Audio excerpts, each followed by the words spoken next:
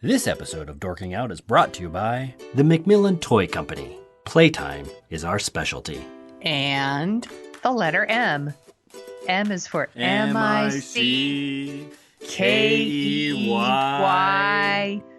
Why? Because we like you.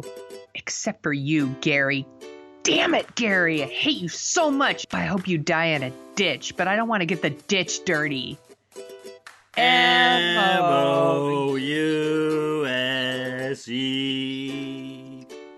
You, Gary. You know what you did. Houston, flight is go. Myla, let's go. SPM. Safety contact. From Assignment X, Amalgamated Storytelling, and thesoniashow.com, it's The Dorking Out Show with Christopher Allen Smith and Sonia Mansfield. Welcome to episode 44 of Dorking Out, a podcast for people who like to dork out about stories and the stories and culture that we love. That means movies and TV, books and podcasts, and everywhere else you find stories that interest you. This is the Fargo in a Toy Box edition. With me today is my co-host, professional writer, and author of The Sonia Show, Sonia Mansfield. Hey there. Hello. With me today is my co-host, Emmy Award-winning filmmaker and nerd author, Christopher Allen Smith. In this week's episode, we talk about the return of one of our favorite TV shows, Fargo, which just kicked off its third season last week. We love to talk to people who work in all kinds of different creative fields. So in our second segment, Smith interviews Nicholas Cravotta. Did I say that right? You said that right. Yes. I think and so. Rebecca Bleau. That's right. I think it's Bleau. I Bleau. believe it's Bleau. Damn. I said it correctly. Okay. No, she corrected me in the beginning of this thing. I believe we are keeping our streak of mispronouncing names, even from everyone's people that we meet. That's really sad. It's quite Anyway, awful. they are from Blue Matter Games. These award-winning board game designers were on a recent episode of ABC's reality show Toy Box, and Nicholas wrote a book called right. The Space Between Doors. He finished his. And I say Smith interviews because I decided to skip town instead of recording our podcast because I'm a jerk and my priorities are crap, which is why you're not getting this episode until Monday night as opposed to Sunday nights. Far be it for me to disagree with your assessment. This was recorded at their home in Grass Valley, so get ready for some on-the-spot field interviewing S-Town style. By which we mean sometimes you can hear dogs barking in the background. That is the only feature it has in common with S-Town. Everything else is just my awful audio production skills. As with previous interviews, chiefly with Mark Altman and Ed Gross of the 50-Year Mission fame, two of the best books about Star Trek ever written, and I can't seem to go to podcasts without mentioning it in some way, shape, or form. This interview goes long. It is a great interview of what it means to have a creative life in the real world, and the real world realities that go with it. Kind of one of the common themes that I try to hit on with my questions with them is, everybody has dreams of writing a book or making a movie, recording an album or whatever, but Nick and Rebecca have made a really interesting life making their dreams a practical reality, and the insights that they had were very refreshing, so I figured I'd just leave them all in. I did a minimal amount of editing on this because I just thought I was very interested in what they were having to say. So, well, as someone who didn't get to participate, I'm excited to listen to it. Good. Excellent. All right. So we will, of course, end our podcast with what we're dorking out about this week. So let's just get started. Let's go.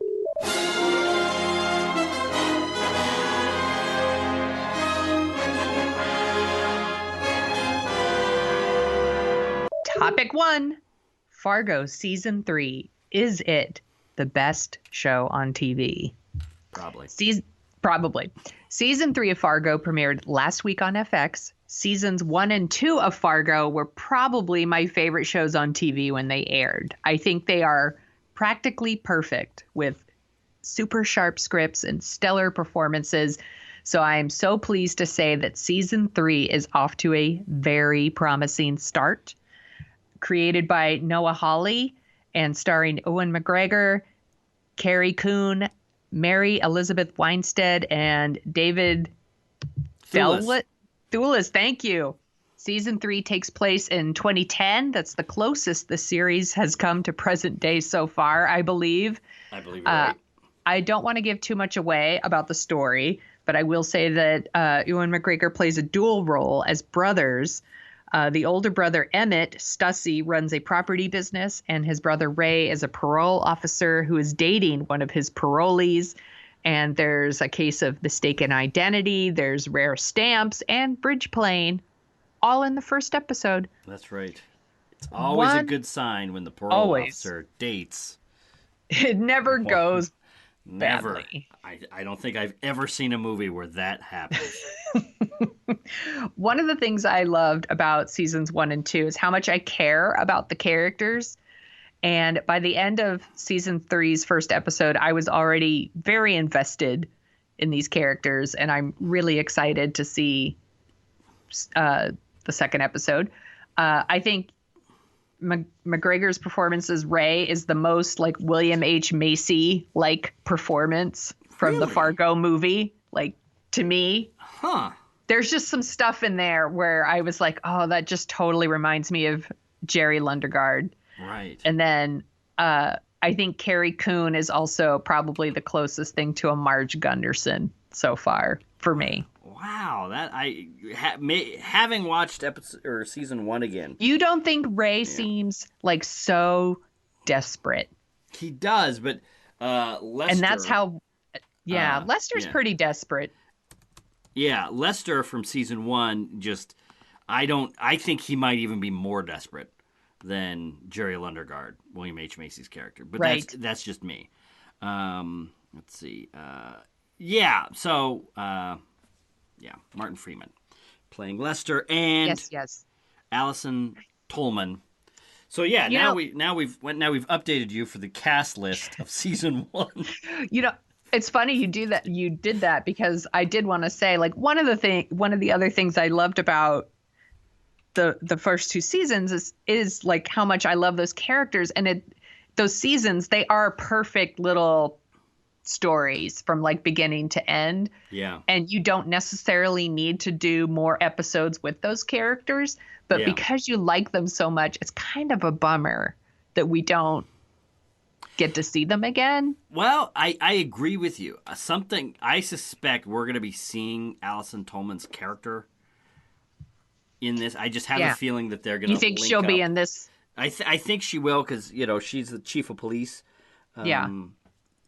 By the end of season 1. And for me, season 1, look at this. We're talking about season 3 of Fargo, and all we can do is talk about season 1. Yeah. Yes. Having, we talked about this a couple of weeks ago, watching things to kind of do your pop culture homework in preparation for, a new season or a new sequel or something coming out. Season 1 of Fargo might be my favorite piece of television outside of Breaking Bad in the last 10 years. It is so That's really high praise.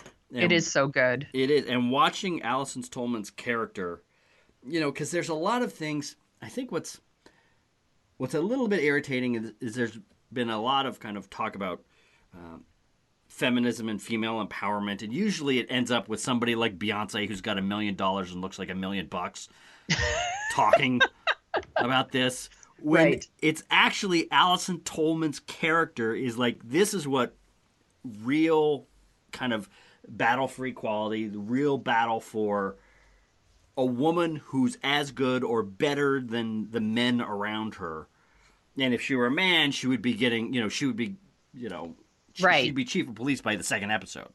Right. But she's not. She's got to, put up with not necessarily the nefarious old boys network, but just like the bozo running on autopilot systems. A girl can't be chief of police. Kind of, and I don't even know if there was ever really that clumsy moment, but it's just kind of like, well, Bob Odenkirk is, kind of takes over after the chief of police gets killed.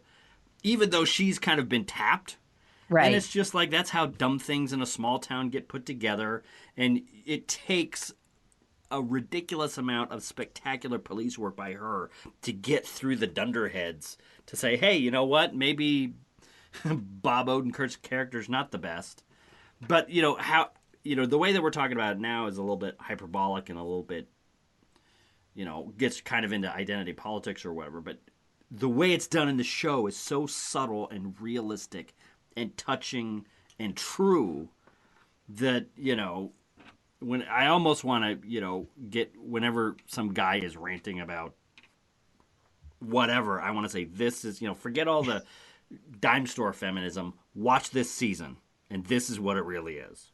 I thought it was fantastic. I'll just say this, and then we can not talk about season 1 anymore. But and another thing about season 1 was I really, really cared about her character and Colin Hanks' character. Yeah. To the point where, like, if they were in any kind of danger, like, it made me sweaty, which is how I felt about Marge Gunderson when I saw the movie. Yeah. I loved her so much that at the end it was very intense. Yeah. Because I was very worried for her. And season 2 was connected to season 1 by, like, Keith Carradine's character is the is the cop. Yeah. And it's set in the past. This one doesn't seem to have that kind of connection, but maybe she's going to show up later in this season. But you really care about Patrick Wilson's character too, in season 2. Right. And in this one, I really like Carrie Coon her character. Yeah. What's her Gloria Burgle? Her name is Burgle. That's right. That seems part of me is kind wondering, of a funny name for a cop. Part of me is wondering if they're sticking with Fargo in the winter or this area of the United States just for these names. Gloria Burgle. Of course she's a cop. Yeah. But let's see, what was I going to say? No, this is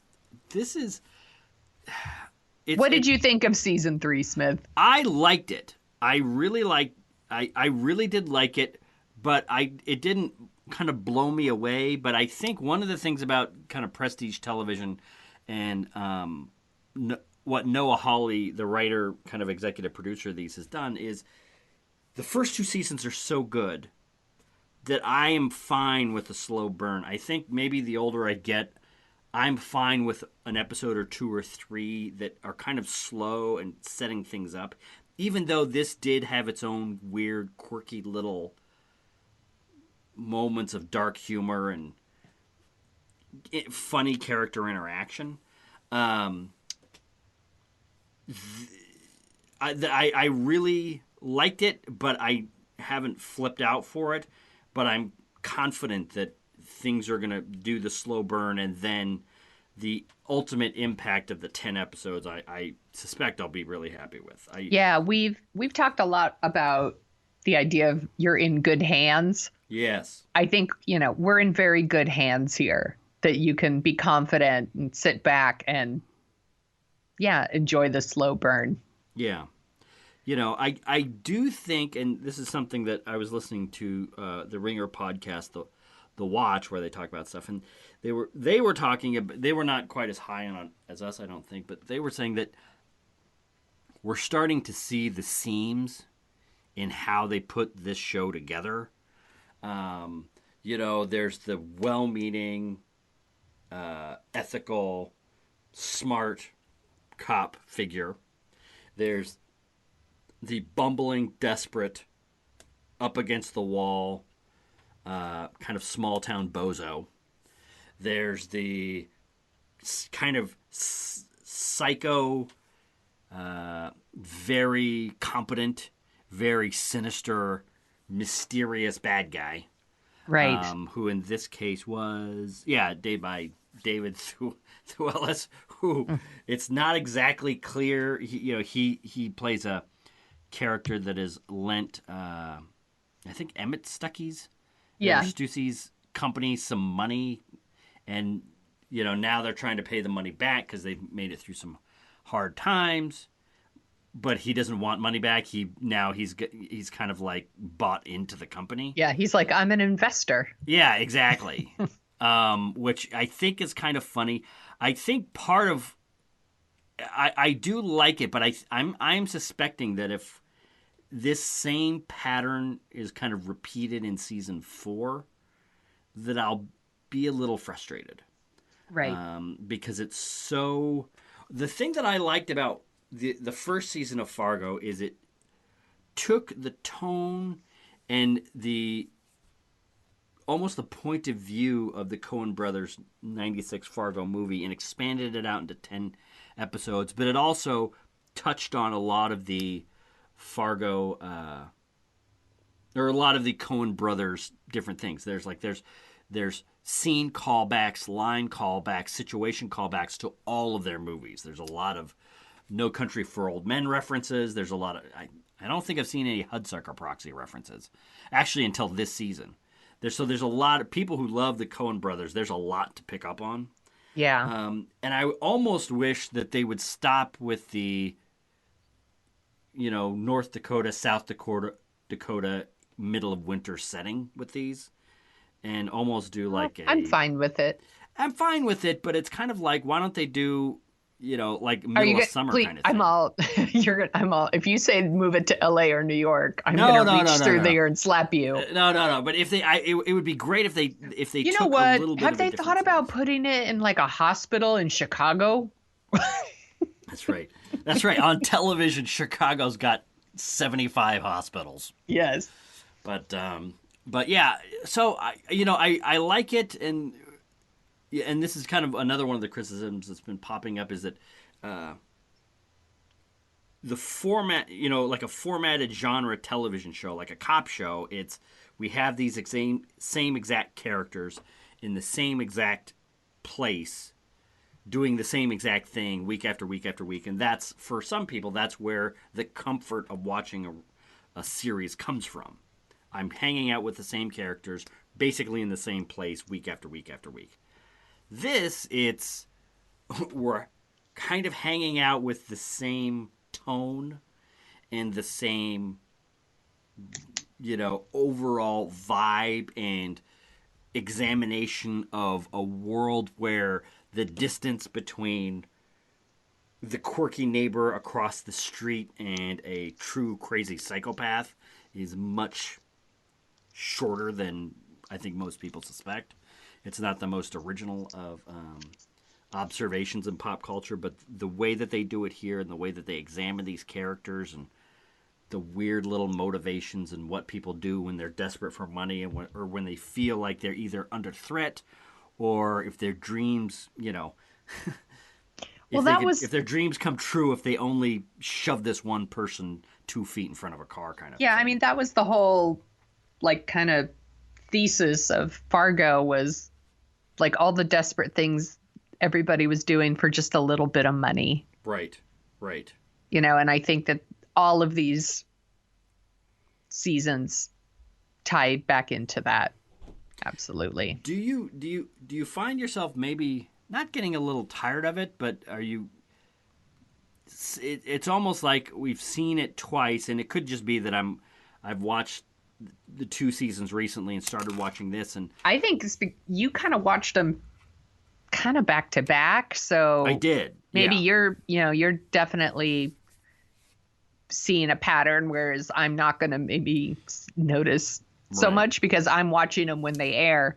Yeah. I'm really excited for this season, and it could be that, there's going to be some surprises. I would love that. I would really love that. And I mean, this is the same guy who, did Legion, and even though I haven't finished yet, that show is constantly going in directions where I'm like, well, I wasn't expecting that.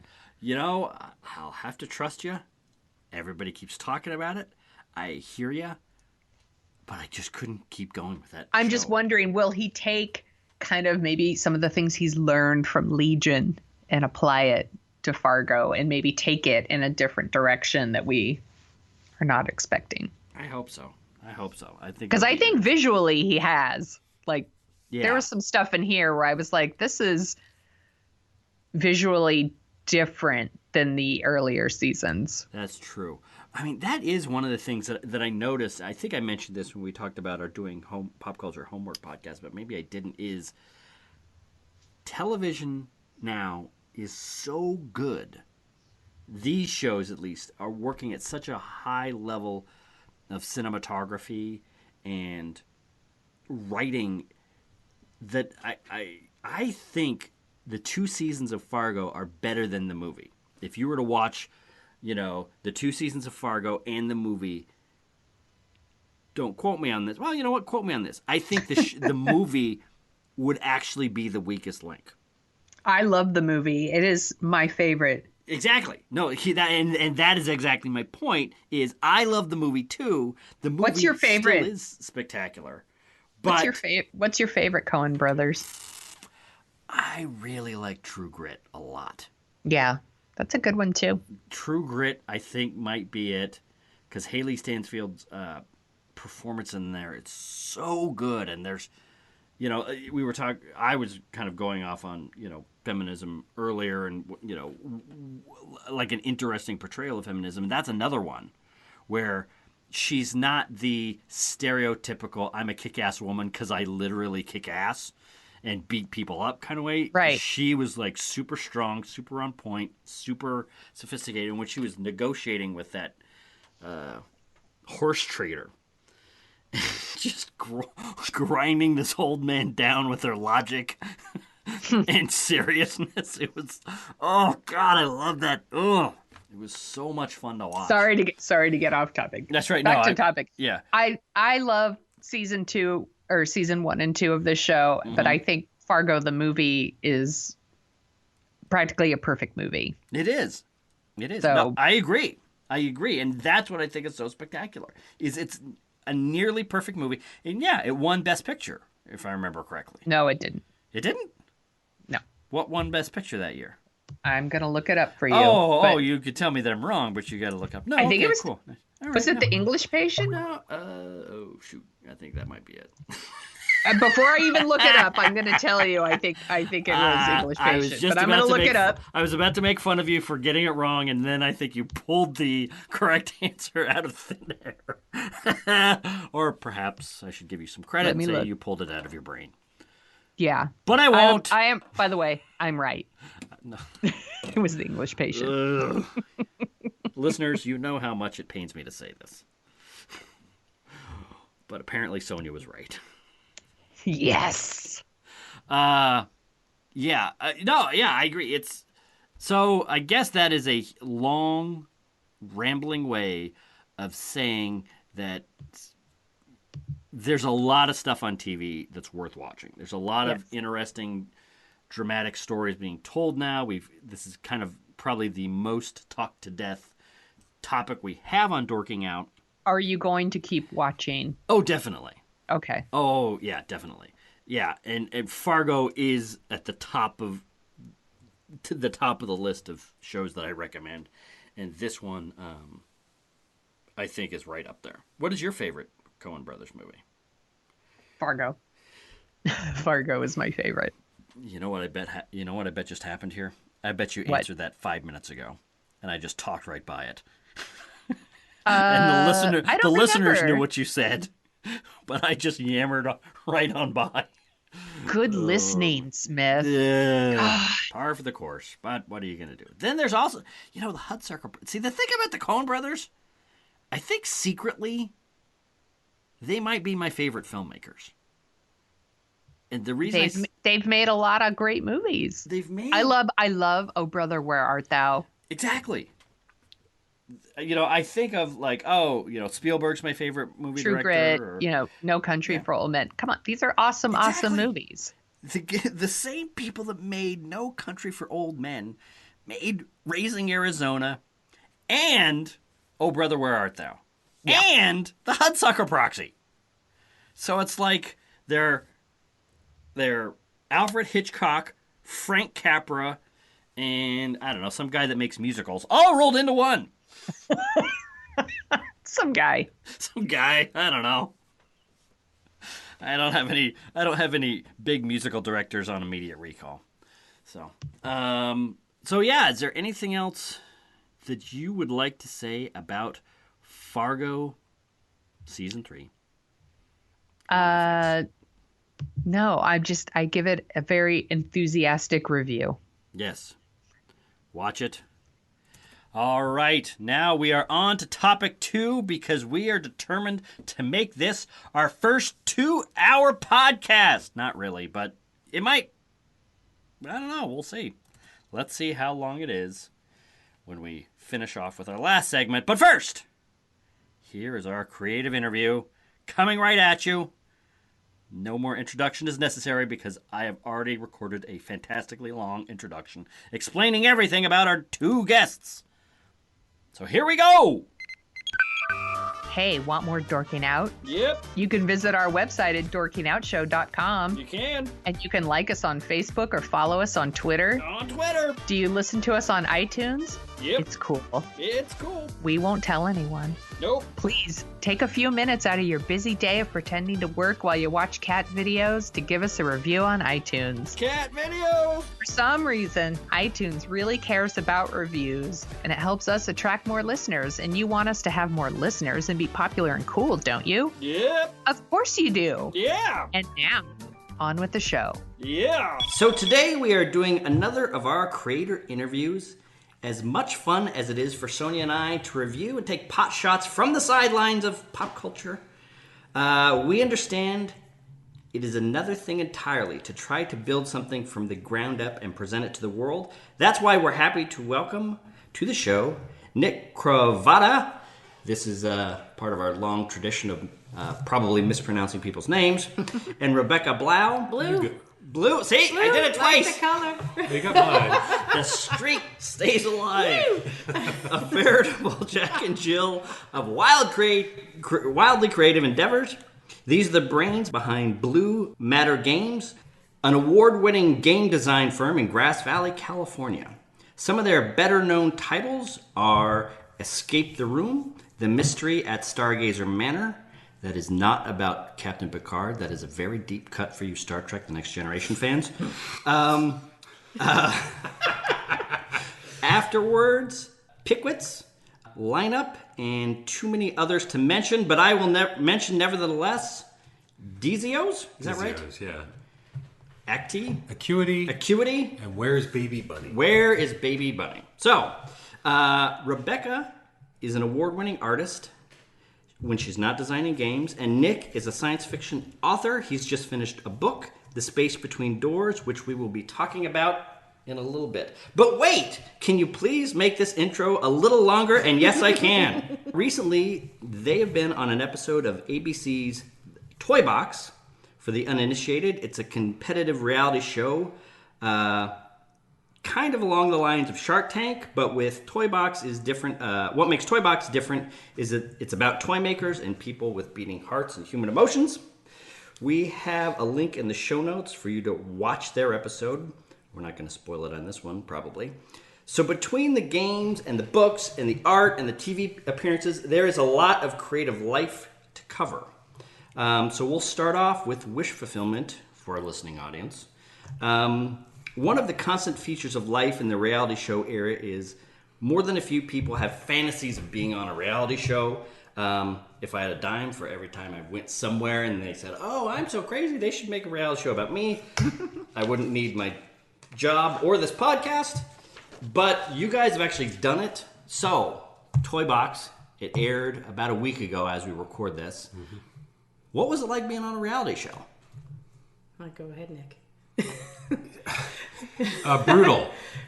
Brutal is a pretty good word. It was a lot of fun, but it was brutal. What made it brutal?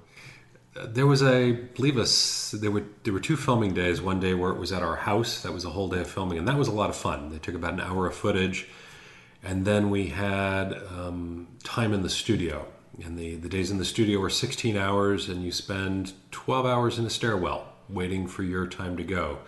So Rebecca and I had each other, and we had a notebook, so we got tons of creative stuff done. But there were a number of people who were by themselves, and just imagine you're waiting for your turn in front of the judges, and you're sitting in a stairwell for 3 hours, and then you go up for 20 minutes, and then you're back in for 3 hours. It was Pretty a crazy brutal. day. So how long was that day? Just It was a 16-hour day. So 16. So are you telling me that television production is not as much fun and glamorous You know as what, people expect it to be? Actually, it was a ton of fun. It was a fun because you just sit there and you shake your head. You're like, oh wow, we have to walk down this aisle in a certain way. They gave us that direction, but everything was pretty much, it was up to by the us. seat of our pants. So, for instance, in the show, one of the judges, they have children judges, and Right. one of the judges asked, "Hey, do you have a jingle?" Okay, Sophia, go ahead. If you was going to make an advert for this toy, an advertisement, it would be fun if you had like a jingle or something. Do you have one? I think it would be more like an animal call.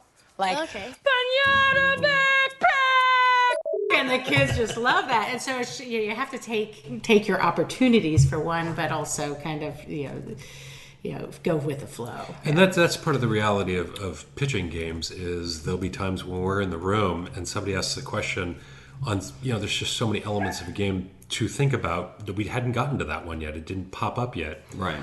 And we come up with an answer and we solve it right there on the spot. That's actually a lot of fun to solve you're play testing a game and there's a hole that was missed in all the play testing. Right. When you're doing the pitch and suddenly We're like, oops. there's a new rule that just suddenly appears. So how'd you get on the show? Like how did that whole process start from you guys here in Grass Valley, I California? think that's your to- fault. Yeah, that's my fault. That started with a phone call from a game company that recommended we try out for the show Supernatural, and that flopped. But Then that you got on somehow the got list our names somehow, in yeah. the list, and then we got the call. Wait, for, the fictional show? no, Supernatural? there's a not Supernatural, Super Genius, Super something, Oh. Super. Right. I forget what the name of it is. Super something, very important Super show. something. You were supposed to be It's super somewhere. smart. But once those reality TV people get a hold of your name, well, actually, That I is think true. there's fulfillment people. That's the first process you have to go through. Right. Is there was like Yeah, a that's the casting agency, and that's part of it that's not really clear. The casting agents say a lot of stuff that I don't think is accurate necessarily. They tell you when dates are, but those dates are going to change. They tell you this is going to be, and really I think there were 8 stages before we actually got on the show, and at any one of those stages we could have been eliminated, but at many of those stages we thought we were on. Mm-hmm. And it wasn't until we actually got the ticket that we to fly to New York that we realized, oh, we're actually going to be on the show, because they congratulated us that we were going to be on the show. Right. It's like, So we it still was could a have bit been tenuous, cut. Yeah. But we got it, and Nick came to me and he's like, "Honey, I want to be on a reality TV show," and I'm like, "Really? Do we have to?" And he's like, "Yeah, this will be fun." And so I was like, "Honey, for you, I'll do it." And so And it was a lot of fun. it actually ended up being a lot of fun. It's like kind of like checkbox. Well, I'll Right. put this in One's context. list, Is it brutal? Is when you do something you love, even that can be brutal. When we get ready for Toy Fair, we spend a month and a half. We've spent all year thinking of ideas, but that last month and a half is we're getting the prototypes ready for, we call them production prototypes. That's what we're going to show. That we don't have napkins and note cards. We make what we would like to see on the shelf. And that's a pretty brutal time. There's a lot of hours and a lot of real focus. And we've actually spent the last couple of years trying to figure out how to smooth it out, how to do it with a bit more balance. We don't do 5 all-nighters anymore. Right. I don't do fun. You don't do fun. always got your sleep.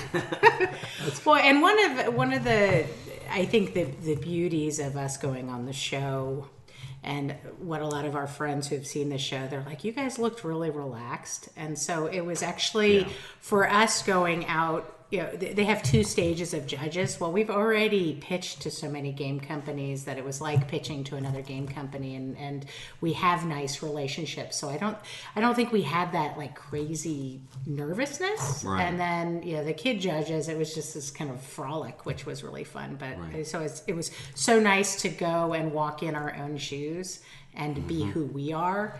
Because, instead of trying to be something else that we thought the world wanted to see, we got to be genuine to ourselves. We were genuine, we were authentic, and we were also able to disentangle ourselves from the end result. So there are people on that show that have put up $100,000 mortgage to their house, and if they don't win, their dream is dead. Right.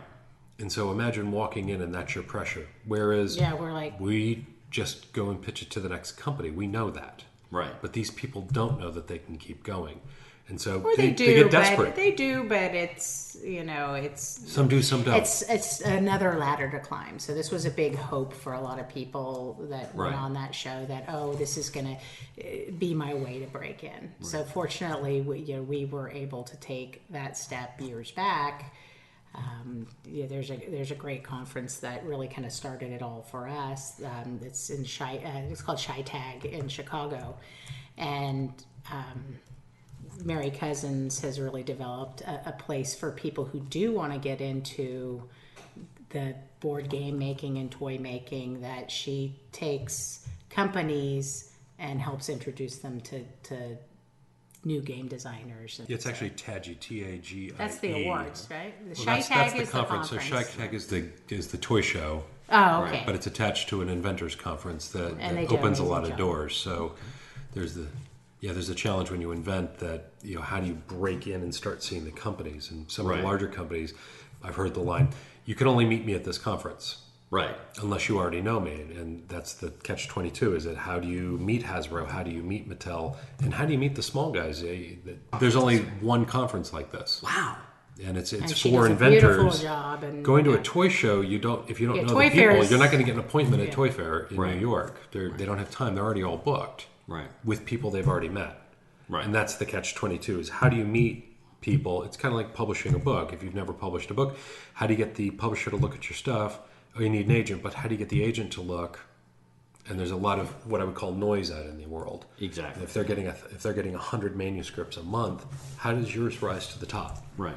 Maybe it's for my own curiosity. We don't do a whole lot of talking about reality shows on this podcast, but we're very interested to kind of look at it from this point of view. And I think one of the things in American life over the since the rise of reality shows in the late 90s is you are at the mercy of the editors. They want kind of more extreme characters. They want to take 20 hours of footage where you're a normal human being and boil it down to making you look like either an angel or a monster or whatever. What was it like watching your life, knowing what you've done, boiled down to, you were talking about before we got on mic, they shot for a whole day here at your house, and then it boiled down to kind of 1 5-second Yeah, they had shot. 2 hours of footage of us, 1 hour at our house and an hour in the studio. Oh, okay. that they could pull from. Well, taken from 2 full days. And- Right. Because they were at our house for I see what you're saying. probably 12 hours. Right. And then, no, maybe not quite 12. So I think they But used. and then we were we're in in the less than studio 6 for- minutes of showtime. Right. Maybe 7 minutes. So Yeah. that gets. And actually, the fear factor comes from. Yeah, we were like, how are they going to Before we saw it, Yeah. is that we wondered is they knew we were toy inventors, and we wondered, were they going to portray us as the ones to beat? Were we the evil ones coming in? No. And our trick to that was we were just authentic. Right. And actually, it appears in the show when we walk down the entranceway to meet the host. He says, "You don't have to hold hands." Right. I saw And that. But Rebecca we and I do. held hands We all tend to throughout. hold It's like, hands. no, Right. we are holding hands. This is who we are. We work together. And it's so not there's even very that, few we- shots yeah, where we're yeah. not holding hands. Uh-huh. They didn't have a whole lot that they could pull from. Right. It's not even that. I have to say that the were great, editors and the actually. producers were awesome, and they painted us. I have to say they painted us in a beautiful light.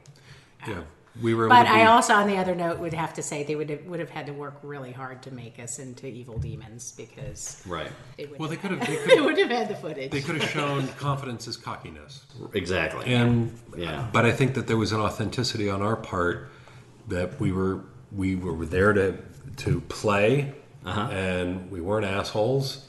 We weren't demanding things. We went with it, and we're nice people.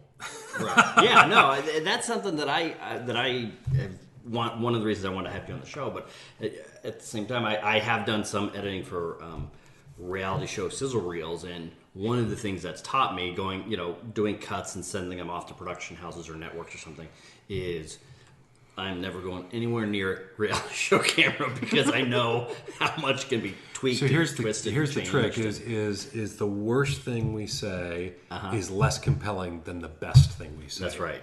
And actually, there were some things that Rebecca said in some of the back camera scenes that unfortunately were put on the floor. She really channeled some beautiful ideas on play and where games fit in our culture. Right. Unfortunately, that's lost, but that was really compelling. So we had a lot of material in the moments that we gave them, like Rebecca yelling Pinata Backpack. Right. So they didn't have to hunt down other things. It's like, wait, this is way nicer to see. That's right. Now that you've kind of been on this show, how do you see the cultural landscape when it comes to reality television? Because it seems to be a big, and the 800-pound orange gorilla in the room, a big factor in our modern life, that things have kind of come out of reality television that we all have to pay attention to now, or all thinking about. Or how does going through this, seeing it from the side of the viewer and then seeing it from someone inside, how does reality television strike you? What comes to mind when you think about it? Yeah, it's kind of interesting to think on, because when you say reality TV, what do you think? You're like, oh, this is real. And I think in our society, we crave authenticity and authentic experience. And so I think we go into it thinking that what we see is really what happened. And so for me, after going through the process, taking a look at it for what it is, it's entertainment. And that really, your emotions have been, it's crafted to play with your emotions. It's crafted to, they can get you to like one character over another character and not really portray what's going on. So you have to, I think I'll be more careful to how I view it. Right. I think it's a lot of fun though, because I do like to, see different points of view and see what's really going out there though. So you do get a little bit of real humans on the TV. Right. I'd say that it's that there is a lot that's real, because people actually have to act that unless they're scripted. So, for example, this was a competitive reality TV show. There were auditors to make sure that we weren't being told what to do, that there wasn't collusion, and we did everything of our own free will. Right. And what we did was they got to choose from that 2 hours of footage we gave them to show what they wanted to show. So we were in full control of what we did. They put us in a pressure cooker. How did we hold up? Right. They put us in a situation we had no idea what the format of the show was walking in. We had no idea how many rounds there were, what we would have to do. We just knew we had our toy and we were going on a stage. Mm-hmm. So a lot of unknowns. That was a lot of fun to figure out what were we going to do. But it was all those scenes were honest. The show as we saw it actually showed up on the screen the way I saw it when we were in it. Interesting. Okay. It was, and the end of that episode was exactly the way I saw it. And when I watched the reactions in the room around me, it was exactly what my experience was. I'm like, okay, I wasn't seeing something that they didn't actually put on. So yeah, there's some twisting that can be done. That twisting is going to be done at a different level. That's going to be which toys are we going to put up against each other? Right. That's a high level of control. Right. What are the circumstances under which they're going to be able to show their toy? What are the judges' ages? So if I'm playing to a 13-year-old, I can't bring in a 3-year-old toy. Right. It's probably not going to do very well. Right. So that they control a lot of those factors, but once you're in the pot, you sink or swim on your own. Right. Interesting. Okay. Well, shifting gears here a little bit, you guys make toys for a living. For all of the cubicle dreamers out there who have fantasies of kind of flipping over their accounting desk and saying, screw this, I'm going to quit my job and follow my dream. What is it like taking a game or an idea from just a thought to making it a reality? Like, what is the meat and potatoes of doing? I mean, you guys have a creative life, and one of the ways that I got to know you is I come to a party that you guys have in the summer, and you have a group of friends that unlike I've ever seen before, and they all, one of the common factors is they all seem to be really admiring of the way that you meld the kind of people that you are and the work, and almost like you have the, that you have the dream that everybody, work that you love. How do you manage all that? Kind of take something from a great idea and flesh it out into something that seems like you're hitting the target that you kind of want to hit when you first had this cool idea. And people usually I'd take a couple steps first thing back. is lots of hot tub time. Yeah. That's going straight That's into like our work office. That's right. Hot tubs. There it is. When we That's really, the answer. when we I'd really actually- need to hash things out, when we're like, oh, because sometimes we get in this space where it's like, no, my idea is better, and he's like, no, I like it this way. Then we go soak in the hot tub and hash it out. And before you overheat, we have to come to some sort of conclusion, and we usually do. But I'd say that there's a key step before all of that, and that's the place at which everything is held. So we regularly take time to say, what do we want it to look like? It being our lives. Mm-hmm. What balance do we want? Do we want to make games? It's work, right? I've been super tired, and it can be long hours, and the pay can be good, and it can also not be so good. So there's that. What do you want it to look like, and then how tied to the result are you? So we use a technique we call, or a mantra is, be your own patron. So we both still have... Don't really kick over the computer. We didn't kick over our desk. I still got my day job. But what the day job allows me to do is... So when Michelangelo painted the Sistine Chapel, he didn't decide what's painted there. The people who paid him did. Right. So Rebecca and I earn our money, and then we're the patrons that look down at us and say, you're going to make this. Right. But then that's me, so then I get to make the game I want to make. And when we go into a pitch, we're not tied to... Our house isn't at risk if we fail to make the pitch. Right. If we don't get the buy. So we've disentangled ourselves from the end result. And that allows us to have complete freedom. Yeah, we can go for the crazy idea because we're like, this is really crazy. Because sometimes game companies are like, wow, we love this, but where's it a toy? Is it a game? Right. Is it a book? And so we're able to run with ideas and have them be we're known for kind of out of the box thinking.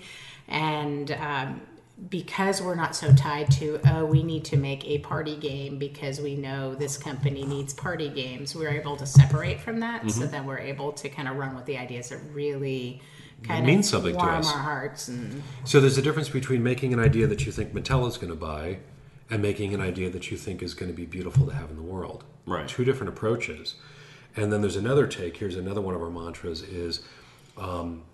there's the manifestation. Most people, when they talk about manifestation, or a lot of people when they talk about manifestation, say, I need $500, so I'm going to manifest $500 showing up in front of me. And what they're missing is that there's another half to the manifestation. That means that there has to be somebody in the world who's saying, I have $500, and I want to manifest that I'm going to give it to somebody. Right. And so what we've done when we pitch our games is we've reversed that. Mm-hmm. Is as opposed to walking in and saying, I need somebody to buy this game, we say, oh, here's a company that has a couple of slots. They're looking for a great game. I'm going to manifest that great game for them. Right. And if it's a fit, it's a fit. If it's not, we didn't make it happen this time. We don't want to place games with the wrong fit anyway. Right. Nobody's happy with that. So that's the super important foundation that allows us to have as unfettered a creative process as we can. We don't need to sell it. It's not keeping us in our house. I'm not trying to make somebody else happy. Right. We get to make whatever the hell we want. Now, the sandbox is unlimited. So then our first steps are, where's the sandbox? So let's put some boards on there so we can hold the sand in, and that's what we'll do in the hot tub, and we'll talk, and we'll say, let's do a party game. Right. Let's do a game for 2-year-olds. I know we're having companies even come to us saying, hey, we're looking for, a game for 3-year-olds that fits within these parameters. And so that's almost like a gift from the company because it gives us a little bit of, it's hard to work with a blank sheet of paper. And so if companies are now coming to, we usually do that for ourselves, but now companies, so it's nice to know somewhat where the direction is coming, the direction we need to go. So it's been kind of fun. That's how the Escape the Room happened actually, is, a company reached out to a variety of game inventors and they were reviewing different ideas, and so we kind of jumped into that. And we brought in a pitch and showed them the pitch. We didn't actually make the game because it's too complicated to do that, and that's a really high investment without knowing where it's going to go. And in the context of if we chose the wrong theme, well, we'd have to trash the whole thing because our theme is wrong. Right. So what we did was we made a pitch and showed them the mechanic. Right. And then once we worked together, then we came up with the theme that we would work on together, and then we went back and just went crazy. And I guess another thing to mention, and it's always been our policy, if you're going to show somebody an idea, make it the best you can. Right. So, in this day and age with desktop publishing, and you can do a lot. We have a $120 printer that we print most of our stuff on. And so you can make things look, educate yourself. When I first started all this, I didn't know Illustrator. Now I'm actually quite savvy at it. And so, but it's like, if you're going to, I find through the design process, while you're working on these, other ideas come in and you're able to make it better. But if you're going to ask somebody of their time, make that idea be well thought out. Right.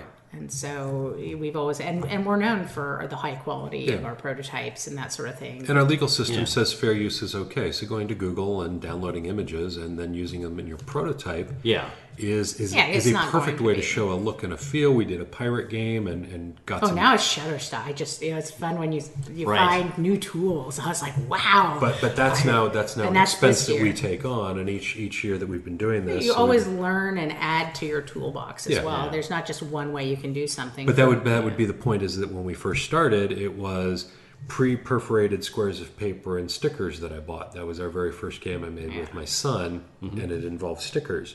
But after 12 years, we splurge. We had a corner rounder. That was like corner rounder. We got a die cutter. Now we have a laser cutter. Now we have a subscription to image place, so we can get more images. But that's all been built over time. We've also let it take over our house. Not take over our house. We've made space in our house. Yeah, that's another part of the creative process. Is how much room have you put into your life for it?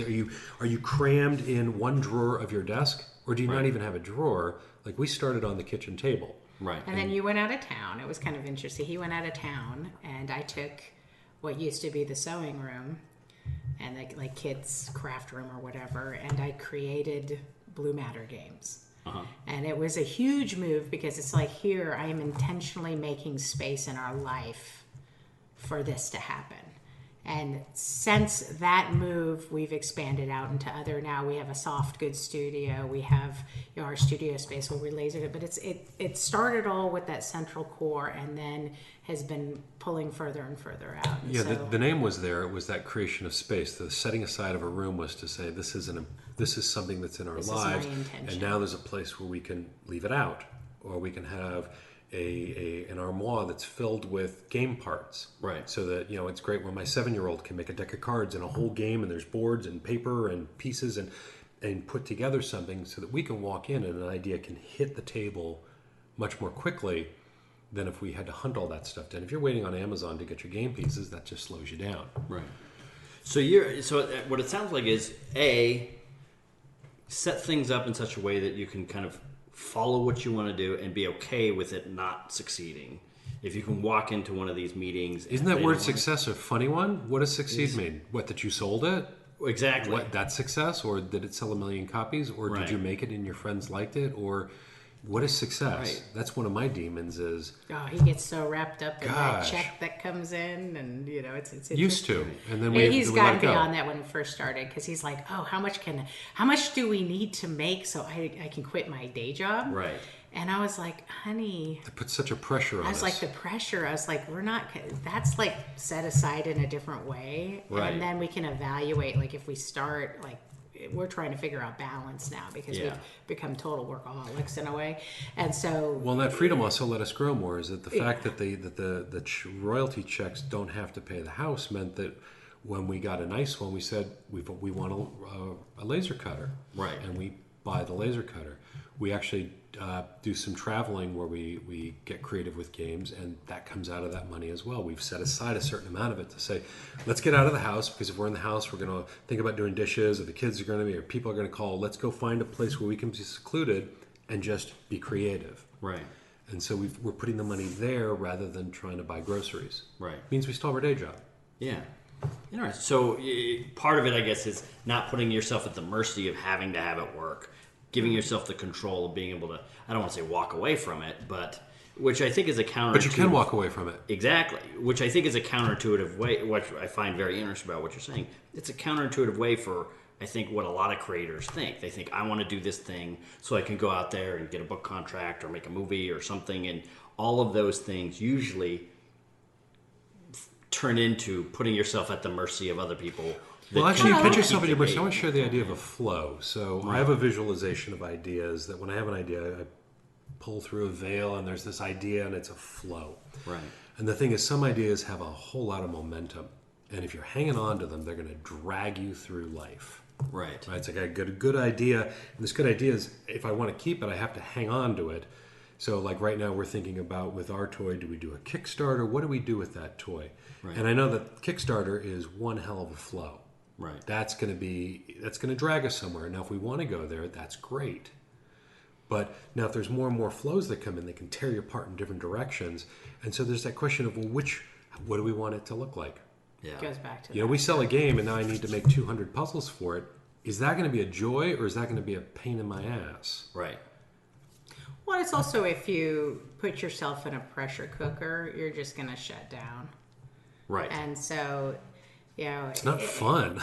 Yeah, it's like how can what is, you know, why? First of all, why are you doing what you're doing? You know, you have to look at your motivations. But it's like why I personally. I can't work under pressure like that. I can pull long hours and I can work really hard, and we do. But as far as having the pressure of, oh, this has to be this or that, what happens is, going back to manifestation, because I'm a big believer in that, is when you tell the universe something has to be a certain way, you're not always going to get the best answer. Right. When you ask for, I want this to be the best it can be and have it find its best home. You tend to get better answers. Yeah. Right. And there's another angle of it's just that intention. So one of my favorite puzzle that's just coming out called Flip. And I made the puzzle set, sent it off. And expansions don't really happen for toys and puzzles and games. They just don't. In certain markets, they do. So I was done with it. Mm-hmm. I'm done with my favorite puzzle. Right. And the company calls up and says, you know, we're doing the numbers like this. We'd like one more Grandmaster puzzle. And it came at a time when I was really busy with some other stuff. And I thought, dang, these take like 2 days to come up with.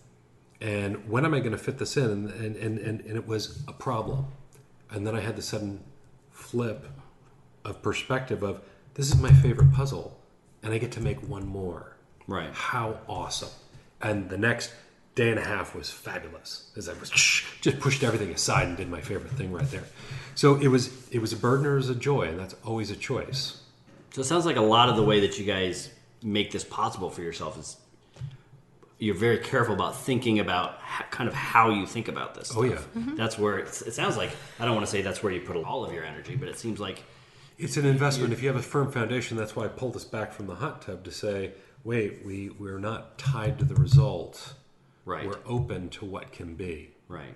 And that's like when we walk into a pitch, it used to be, why is nobody buying these or whatnot. Let me put this in perspective. If we walk in, we do about 200. That was before I went to Toy Fair with you. We do about 200 pitches. So we bring 40 products, and after the course of 40 meetings, we'll have pitched 200 times. If we sell 5 items, that's 195 no's. Yeah. So there's a lot of no, a lot of rejection. It's not rejection. Right. It's not a fit, which Right. is very different than rejection. So that's another flip that we put on this is we're not being rejected by companies. We just didn't show them something that matches what they need. We didn't manifest Or it was what the they were wrong looking time, for. or We've had that. We've Yeah. had that, like we put something away for 3 years, pull it back out. And Oh, the first same company they're bought it like, that turned it "Woo!" down. They're like, we That's love right. it. Yeah, Yeah. so it's just timing also. How do you know when a game's right? Like I'm sure one of the things that I think people who dream about being creative do is they think, oh, all you got to do is get the idea and you're 9/10 of the way there. Oh, the but idea is like the smallest Should we tell about the part. lasers? that's the thing is the ideas is actually, I know I've thought of a million things, but I've only, I'm 3/4 of the way through one book. So I know that the ideas are And it's tricky relatively easy. Yeah, because ideas, because we've thought it's like as far as collaboration projects or that sort of thing, or somebody comes to us and, I have the best idea for a game. Mm-hmm. And then we're like, okay, how would we, because we've talked about this, it's like, how would we split that up? What would that look like, as far as, we've only pretty much collaborated with each other. And so, it's like, how would you split that up for an original idea? Because sometimes people don't quite understand the value of each part of the idea. So we have a puzzle called Houdini, and Right. it's a reconfigurable disentanglement puzzle. So disentanglement puzzles you might have a metal ring that's wrapped up in ropes, and you've got to free it. And the original idea I had was I wanted a puzzle that I could buy one puzzle and I could do 40 of them. Right. And the way it was designed, it was too expensive. There were just too many hooks and ropes and rings to make the stuff work. And I was like, it looks like a jumbly mess. I don't want to play with And so that. we're talking, and then Rebecca said, what if it was Houdini instead of a ring? And then what happens, the entire idea gelled. Houdini's in a water cage. Now I've got a platform with a base, and I can have some hooks coming up. Great. I've just simplified so many parts. We were able to get the product down to, I think, 9 parts, down from like 25. Right. With just this one idea. So what was the idea? Was it the reconfigurable puzzle? Or was it, how important was the focusing idea of call it Houdini, and then suddenly the theme, we could just put it on the table and people say, I know exactly what to do with that. The value of that name, of that framework, it can't be separated from the puzzle. Right. But the main work was you have to make it. I don't know. Making it. Where's the inspiration, right? Yeah. They're making it is, that's part of it, but is it, when you're splitting an idea, what's each part worth? Right. And that's a lot of room to fight over. And so one way that we work with each other is we don't keep score. It wasn't my idea or her idea. It was our idea because there was something that was said. We have these conversations that just go all over the place, and we get to an idea and one of us speaks it.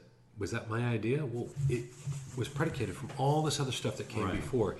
And so our egos are pulled out of it as well because it's us. It's not, I did this and you did nothing with this idea, so this one's mine. I'm going to show it to everybody and leave you out. Right. That creates conflict, but it's also not accurate. Yeah. Okay. Let's see. Hold on. I think we've blasted through a lot of. Well, actually, one thing I wanted to probably should have asked this before. What do you think is it that makes games, that attracts you to games? Because you're an artist, you're a writer, or you do. Maybe I should say it like this way: you do a lot of art, you do writing, but you also do these. What is it about games that make them essentially different from scripts or books or a painting, or what would you think is the thing that is its own unique pleasure in creating a game? In creating or games in general? Because games in general. Games in general. What I really like about it is, first of all, it's almost like everything's brought together because you do have art and writing and all of that involved in it. But the idea of bringing community together and sitting at a table and having that time together for me is incredibly valuable. And I feel like we're living in a really lucky time because it really is the golden age of the game. Board games have really, going to ShyTag 4 or 5 years ago, they were really concerned with like iPads taking over and that sort of thing. And it's really interesting to see actually iPads and people having their phones to play games on has actually helped the game industry because all of a sudden people remembered, I like to play.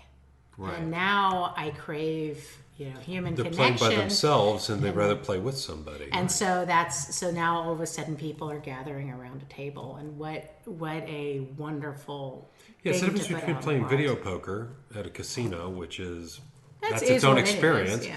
Then playing, That's a very careful. That's its own no, experience. it is its own experience. Some And then people there's, like then there's that. playing poker. If you don't like people, that... Well, you're playing the cards, right? That's right. And then there's poker online, which if you're playing at the level where you've got tools that are profiling people, I mean that's its own fun game. Yeah. Right. But neither of those involves looking across the table at your best buddy and just bullshitting your way through a pair of twos and taking down a straight. Yeah. Right. You just can't beat that. And the others, they don't count for that. They don't have that as part of their experience, where it's hard to have that. Right. And that's the thing that actually tied all those things that you described is they're an experience. Yeah. Is that one of the keys to making a good game is understanding that it's not a dynamic, it's not rules, it's not a goal, it's an experience. Yeah, we often start at like, what is the feeling? What is the feeling we want with this? Yeah, do you want to be frantic? Do you want to be excited? How often do you want to be excited? Do you want to be thinking? Small children, or like the importance of the reveal. Right. There's a lot. We start at that.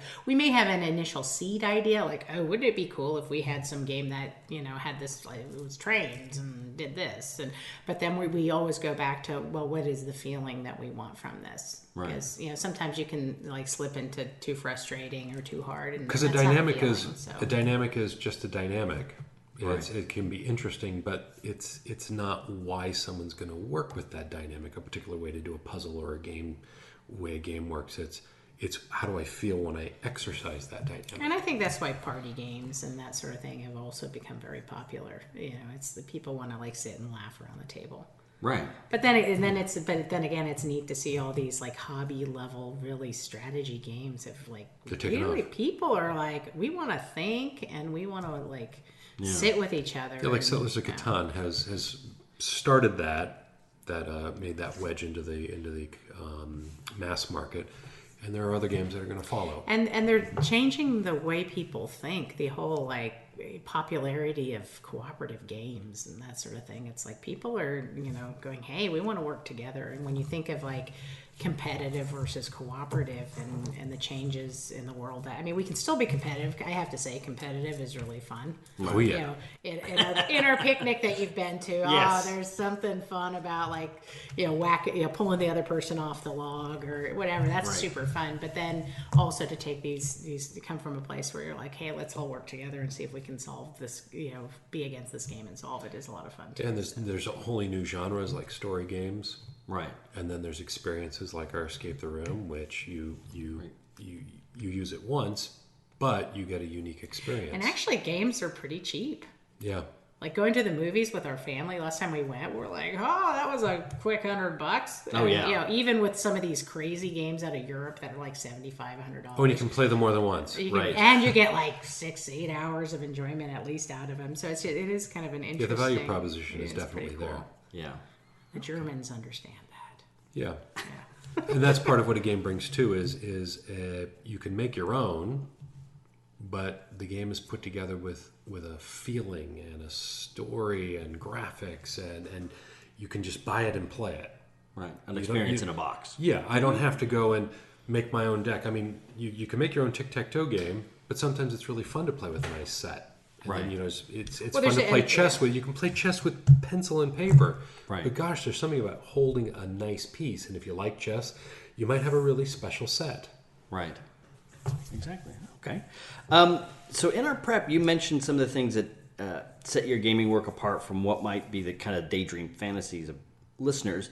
And you were talking about how, once you have an idea and you've kind of made something, to really become successful and put it out there in the world is you might need kind of a salesperson you can trust or a marketer you can trust or even a factory manager. I mean, I don't think a lot of people that have daydreams of making something think about how important it is for their creative endeavor to find a fantastic factory manager. What are some of the things that people don't usually think about, or kind of the practical things when it comes to getting this to work that you've kind of learned working with Blue Manor Games?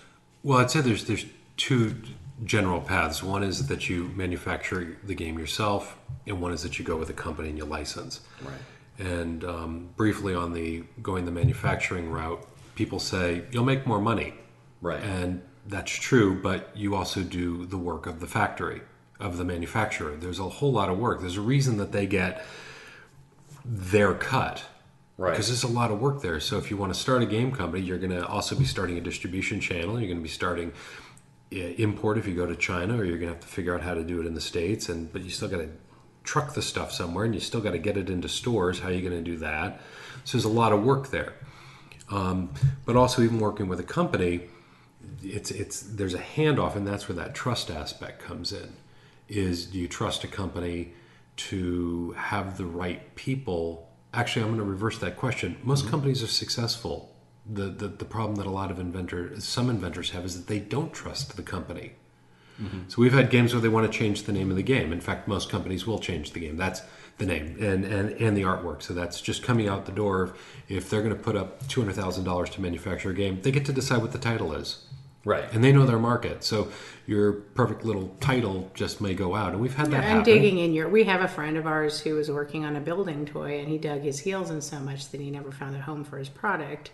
So flexibility is important when working for... It's really, so we have that conversation. We say, we understand that you're putting up the money. Here's the concept. And this is a partnership.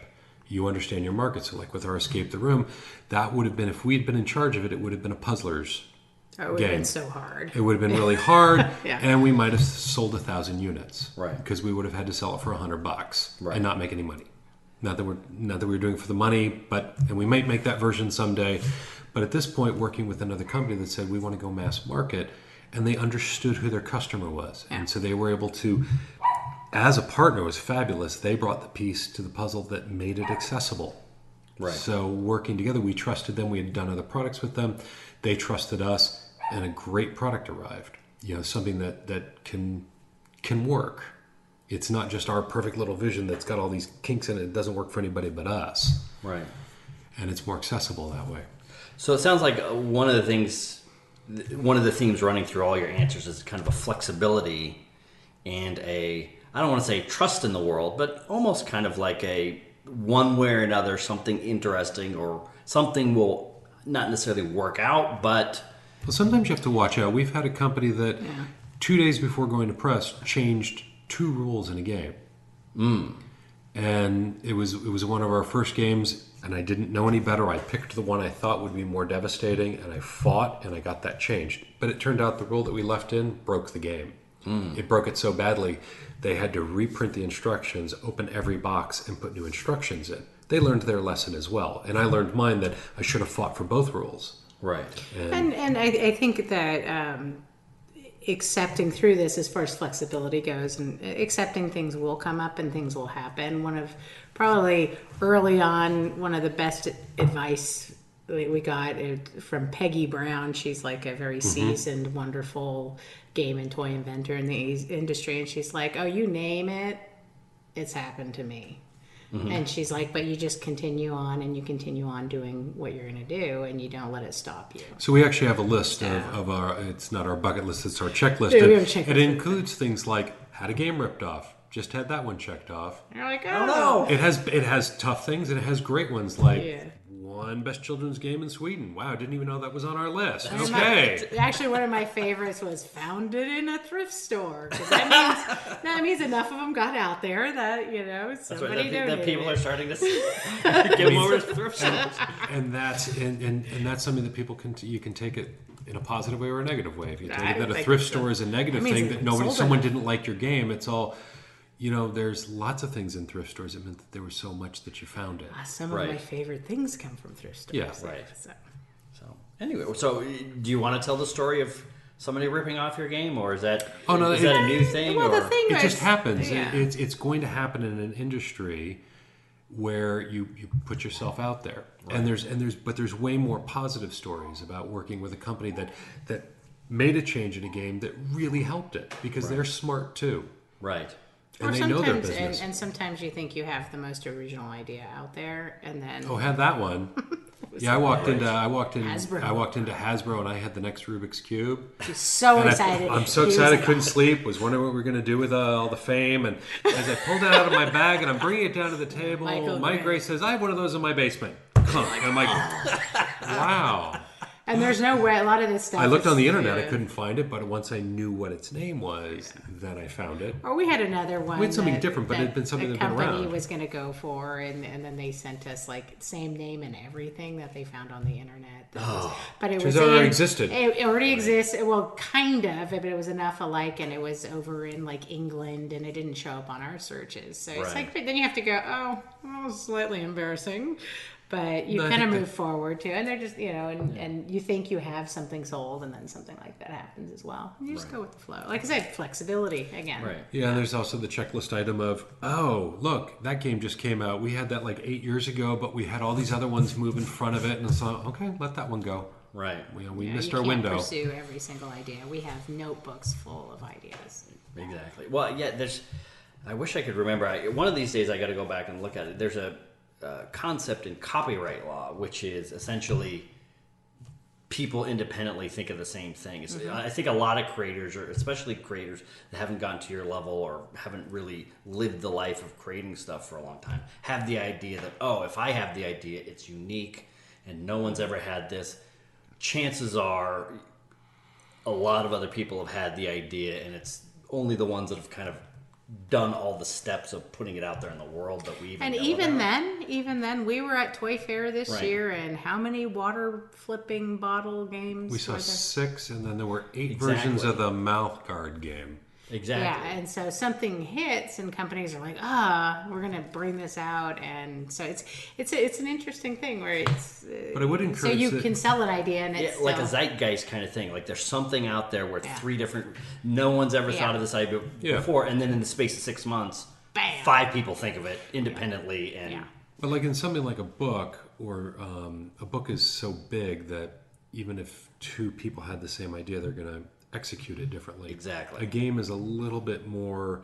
It's a smaller sandbox, so there's a chance that it would be similar, but it's you like can when still the Escape- bring something to it that's when the different. Escape the Room came out 2 years ago, you know, and we're like, and it really was a first of its kind, except that year at Toy Fair, one other Escape the Room was released as well.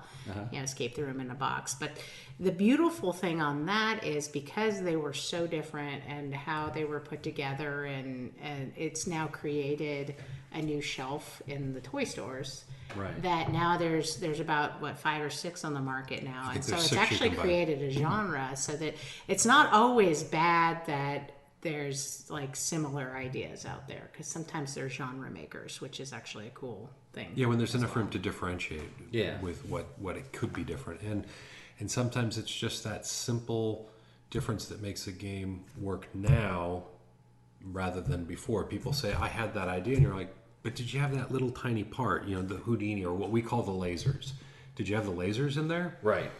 And because we had that happen, there was one company that we finally understood them. We knew exactly what they wanted. We walked in, we had 3 ideas that we knew they were going to buy, and the response was, well, we have this game with lasers, and it's sold more than anything we've ever done. Where are your lasers? We're like, and then he So got, for Nick 6 got months, so I was all mad. like, those freaking lasers, and then I got it. And it And was like, now we're like, it's the metaphorical laser. Oh. And we really actually now look at our stuff like, It's like, okay, where's the lasers? Where are the What lasers? does it Where's take to that put a little laser in it? tool? Right. And it's not a laser. It's just It's like, where's its laser? Where's its spark? Where's its like, that's Where really the sexy cool. different weird Yeah. thing. And that's I think where the difference between like being a professional or being serious about game design differentiates from folks that are just doing it as a hobby is we've run into enough barriers that now we understand these things like, oh, there is a laser. Did I find it? Right. Did I find the thing did I design it where I can just put it on the table and everybody knows what it is?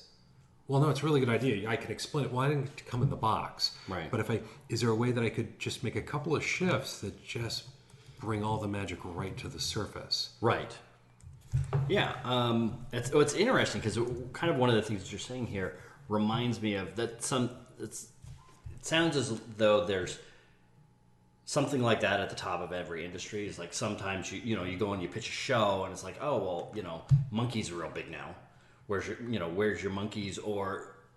And it sounds like the professional part of you has been through so many, I don't want to say battles, but you've had so much experience that you're not kind of rattled by somebody at a game company.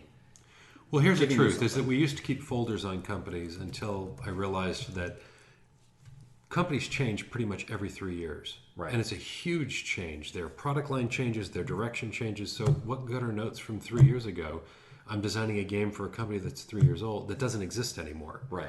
And so it's writing that line. On that day when she told us about the lasers, it was, oh, you guys made a major shift, and this is where we get to hear about it. Right. Gotcha. And next year we found the laser, we brought it in, and we succeeded. But that first year it caught us off because they had shifted and we didn't know it yet. Right. And every company is shifting, and that's a key part to look at is what did they put up this year? What are they moving towards? What's their new direction? What do they want to put out? Right. Some people think, oh, I have a great word game. This company does word games. They already have their word games.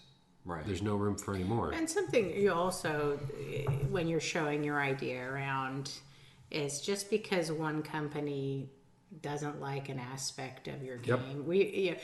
When we go to Toy Fair, we do something like 40 meetings in 4 days, 3 days, crazy. something like that. It's like run to the next thing, and you're showing, and from company to company, they'll be like, oh, we don't like it this way, and then you'll go to the next one, they're like, oh, the thing I like most about it is the thing that the other company hated. Right. And so you really have to just, kind of If you can be keep your the perspective. champion of what you're showing. Well, we basically. have our game, Ultimate Showdown, a party game. When we first showed that, there were a number of companies, they knew us for Thinky Games. And when we showed them this wacky party game, they're like, what? You guys actually, what is this? This is yours? Right. And we got such a poor reception that we almost pulled it off our Yeah, list. we started But then at our ourselves. last meeting at that toy fair, we're like, what the heck?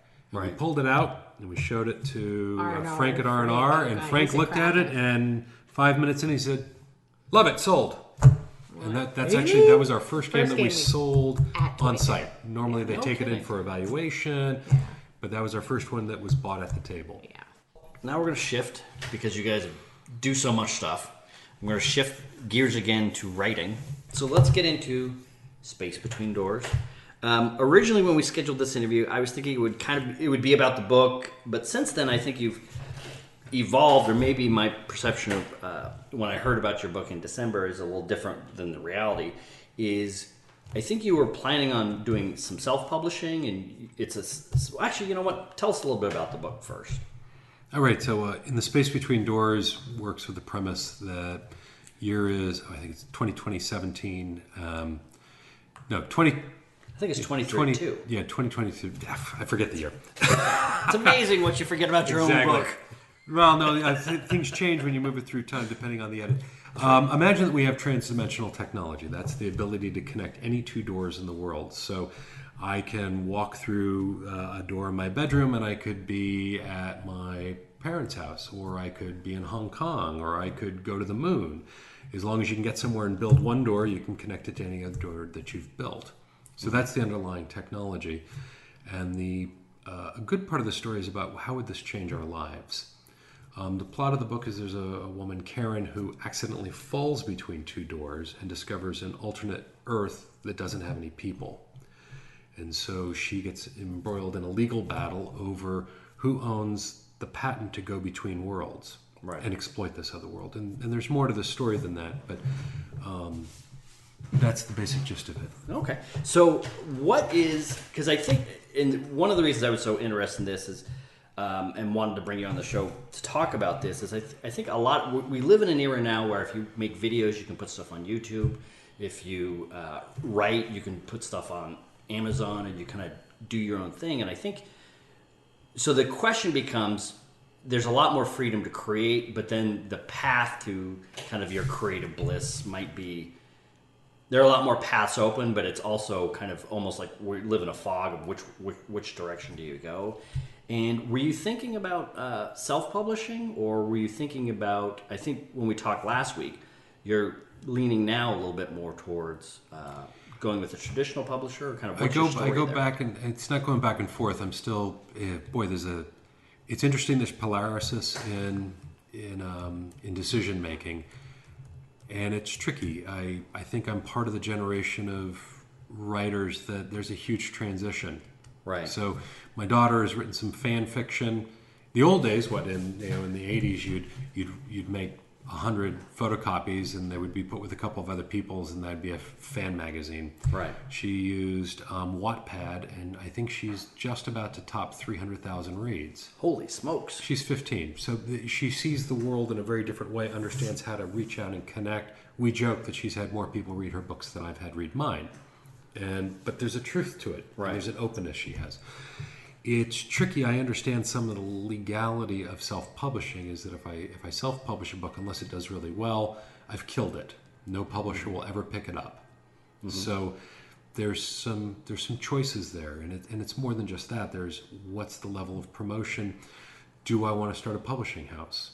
Right. Because there's a whole lot of other work that comes behind printing a book. I mean, as an author, it's established that you have to do your own publicity. Right. Some houses have some money, but a first-time writer, you're going to have to do it yourself. Unless there's some miracle that occurred, you have a magic book, and that does happen. But, so the publicity is going to be there. There's going to be a lot of work. But running through and printing a book, a couple of years ago, that was tricky. But now there's companies like Blurb that my daughter wanted to read my book. She was having trouble reading the traditional manuscript. She said, Dad, can you make me a bound version? And I was able to make a copy on Blurb, including shipping, was less than $5. That's almost Holy. as much as it cost me to print it on paper. Holy cow! So now I've got a printed copy. I posted an image Blurb, on hold Facebook. on. Yeah, Blurb, yeah. Blurb.com. It's great. And look for the 50% coupon, which I used. I mean, it would probably be like $7 or $8 otherwise. But still, I mean, $8, $10 for a copy of my book. Mm-hmm. Certainly, I have $200 to spend on myself to get 20 copies. Right. And I took a picture of that, posted it online, and people thought I was self-published at that point, which really messed with me. Right. Because it's like, it really is this simple. And there's plenty of dynamics within mechanisms, business models. Blurb has several of them where you can print the book, send them to Amazon. Amazon does the fulfillment, or you can have Amazon send them right through Blurb. You can buy the books yourself, ship them. It's so many different ways to do the fulfillment, and it's a little bit of a minefield figuring out which way to do it. But our world is shifting, and I'm struggling with which way to roll with that shift. Right. With the games, I can walk in, I can let a game go. I'm finding that it's different with a book. There's at least 1,000 hours into a book. There might be more, Right. depending on how long it took to write it. And I spend a lot of time in the car thinking about a book. Right. And just playing in that sandbox. And that was actually one of my favorite parts of this book is I wanted to show what a world would be like if there were transdimensional doors. So every chapter starts with a short blurb. It might be a TV commercial or a news item, but showing all those different ways that our culture would change. That to me is a fascinating part of the book, more than just, well, people can move around and, ooh, shall I have people hunt each other? Shall it be a mystery? Shall it be this?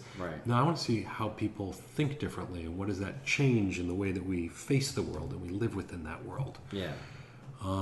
That is one of the things that I enjoyed about it most, and I think a lot of authors, or some authors, they get a cool idea and they think 3 steps ahead, and it's like, okay, they think, a reader might hear an idea for a book, think 2 steps ahead, the author thinks 4 steps ahead, and then that's it. But you seem to have thought 25 steps ahead to what this technology would really do. Yeah. And it's really interesting to watch, and as the book goes on, to think about all the different ways of, like micro transdimensional doors and what you could do for computers or what you could do for everything. And it was it was fascinating to think. Well, I mean, one of the idea. inventions is you put 2 transdimensional doors above each other and you drop some sand and it drops through the bottom door, comes back through the top door, drops through the bottom door. If you put a little water wheel there, exactly, you now have a perpetual motion machine that generates endless energy. So now you've solved the energy crisis. Right. So even to have missed that as an author would have been to miss a huge impact that such an invention would really have. And that's the space that I like. I like to play in that. What does this world really look like? I loved the old Star Treks, but it drove me crazy that the things that Spock would come up with when he invented dilithium crystals for one episode. It's like, dude, you just broke the economy of the entire galaxy, but we'll forget that for the next episode. That's right. We don't pull that in. The famous Star Trek reset button. Or we have somebody gets duplicated. It's all, well, where's Harvey Mudd making 10,000 copies of himself? There's a guy out there who's going to do this.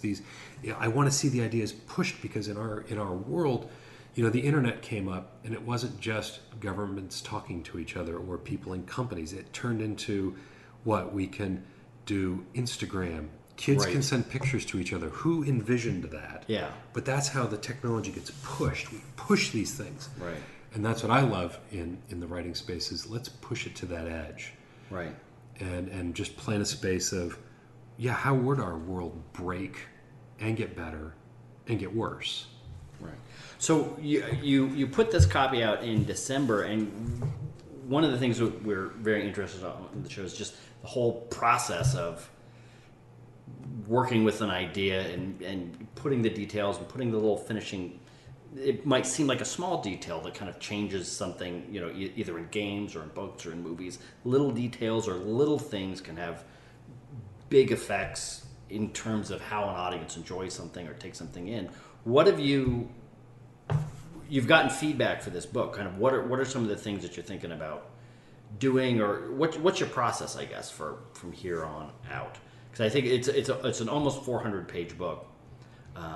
It's about 110,000 words. Right. So the process is, for me at this stage, are the characters believable?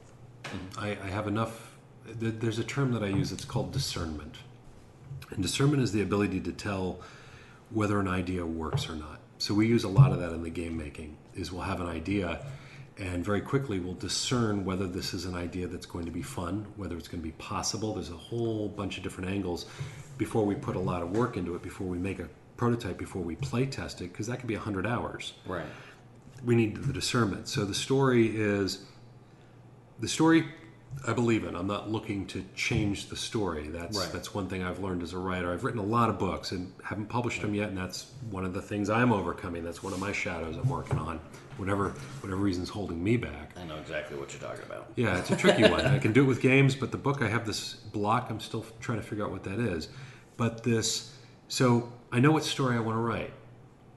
The question is, does the story come across? And for me, as a guy writing with a woman as the main character, and I want to explore what some of her issues are, like at an emotional level, and see the world differently as she does. And I want to get a bit of her crazy in there, and I mean crazy in a good way. Right? Women think differently than men in many different ways, and that's not a sexist statement. Yeah, no, I know that I tend to be fairly linear, and my wife tends to, she's having 3 conversations simultaneously. It's magical to talk to her.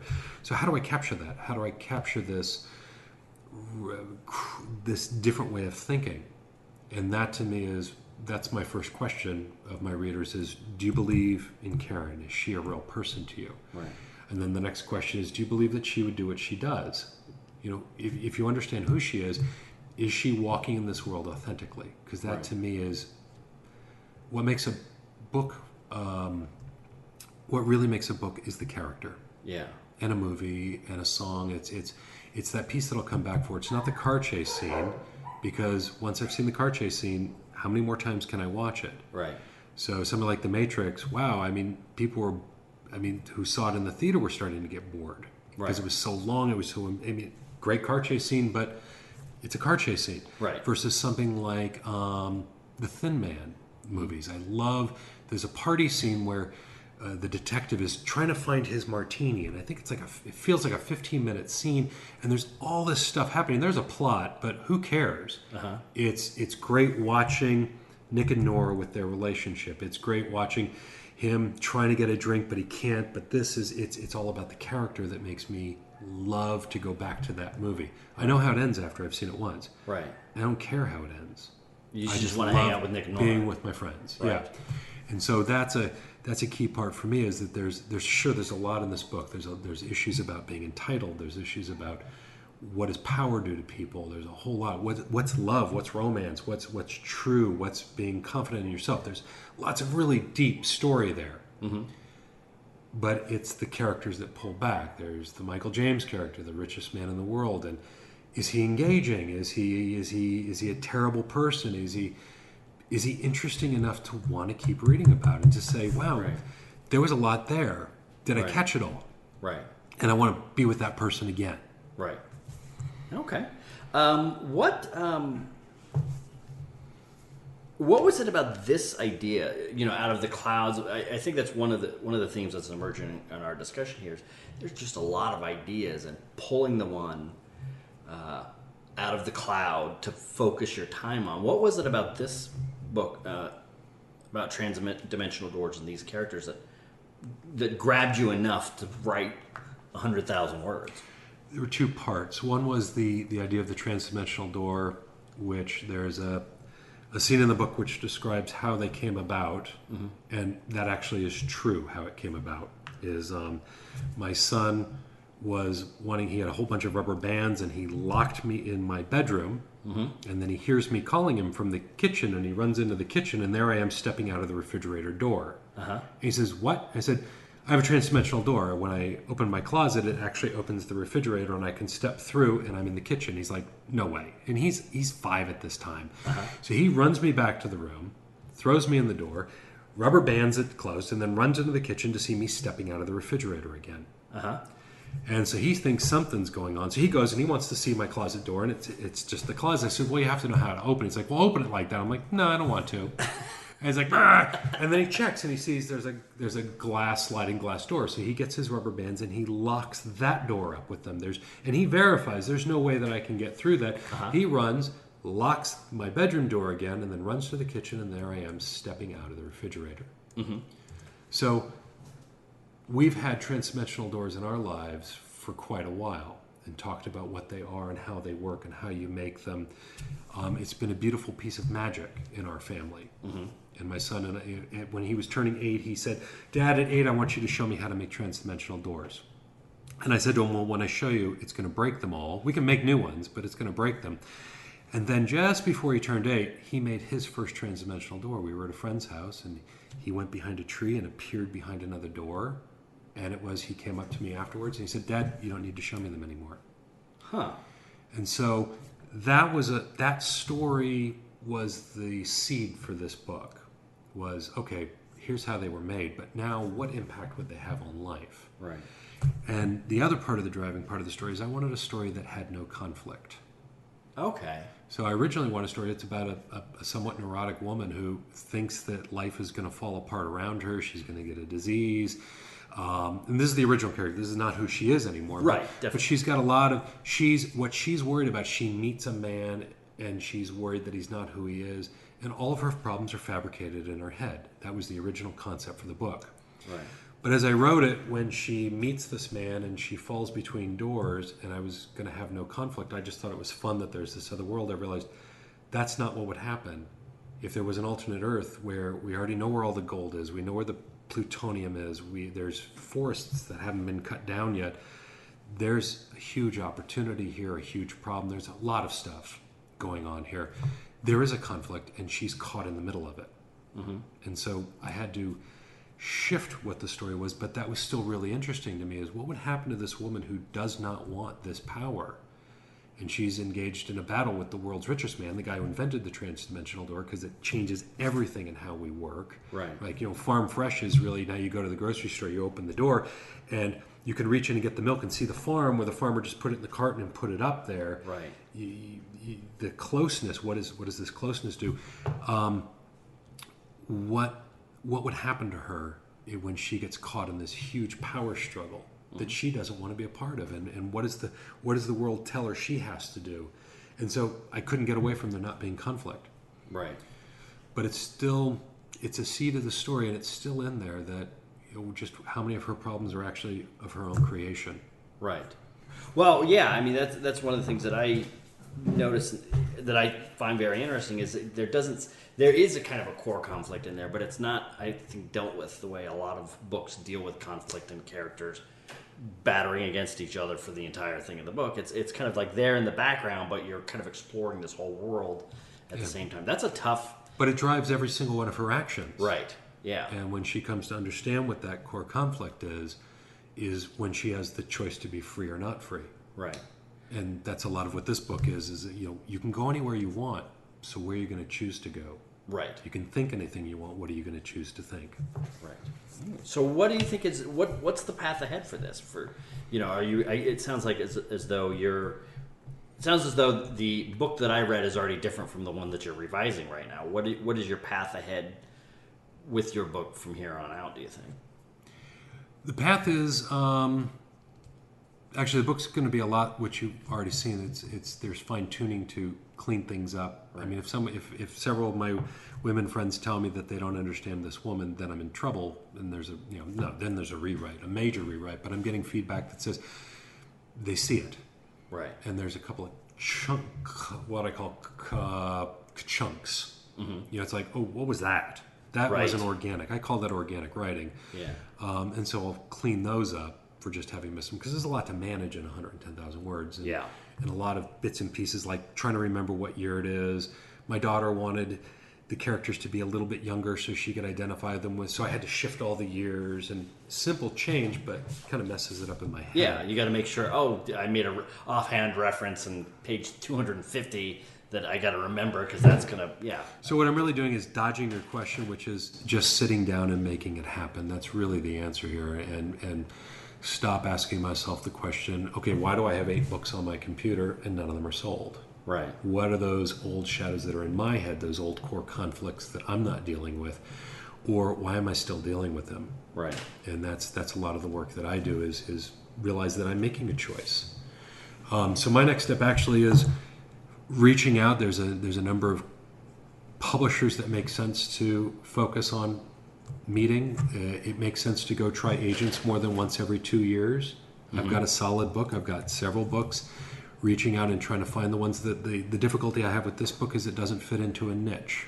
Right. It's not a science fiction novel. I pitched it to one lady and she's wondering where the space was, where are the aliens. And it's not that kind of science fiction novel. It's on Earth with a technology and how does this change things. It's more aligned with a book like The Time Traveler's Wife. Right. You know, it's a shift in the world, and once you accept it, you get a very different world and a very different story. But it doesn't look that way from the outside. Right. So is it a romance? No, it's not a romance novel. Is it science fiction? Yeah, kind of, no, but yes. And that's a challenge, and we run into that with the game design is, like on the TV show that we're on, we have the Pinata backpack. Is it a toy? Is it a game? Does it sell in the food aisle? Does it sell in the game aisle? Is it a soft goods? Does it sell with backpacks? Companies don't know what to do with it, and that's some of what I realize that it's my job to lock down what it is. That will actually help say this is what this is, even though it might not be so accurate, and really just get out there and show it to people. So my course is to go the traditional route. There are reasons for going the traditional route. It's hard to sell into bookstores. I mean, if in the game store, for example, if you have one game, this is if you want to be a manufacturer, one of the biggest problems you run into is if you have one game, it costs more to put your game in the store than they can make from selling it. And if you think, why would that be the case? It's, well, the purchasing agent has to look at your catalog, has to make a purchase order just for you, has to receive those games. They buy a box of 6. Right. So how much are they going to make off of that? And now there's another vendor in the system. There's a whole lot of paperwork. It's much easier to buy from a company that has 5 games. Right. Because they can buy all 5, and that's 1/5 the cost to purchase, so they have a higher profit. Right. If I'm selling one book as my own self-publisher, now I have to go to every bookstore and say, hey, here's my great book, and, well, you should buy a couple copies. Exactly. Yeah. Except bookstores are on consignment, and it's a very different way of working. If they don't sell the book, they tear off the cover, they send you the cover back, and they get their money back. Right. So you just lost whatever the cost of the book was. Totally and they ripped the cover off your book. Well, that's to prove that they're not selling it somewhere. That's so, right. So it's the traditional way.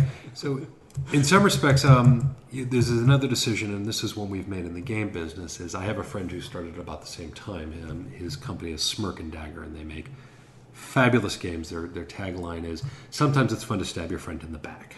So it captures perfectly what his games are. But when he started, he could make one game a year. Right. He'd invent the game, and then he'd have to go through that where he chose to go through that process of manufacturing, getting them, selling them to the stores.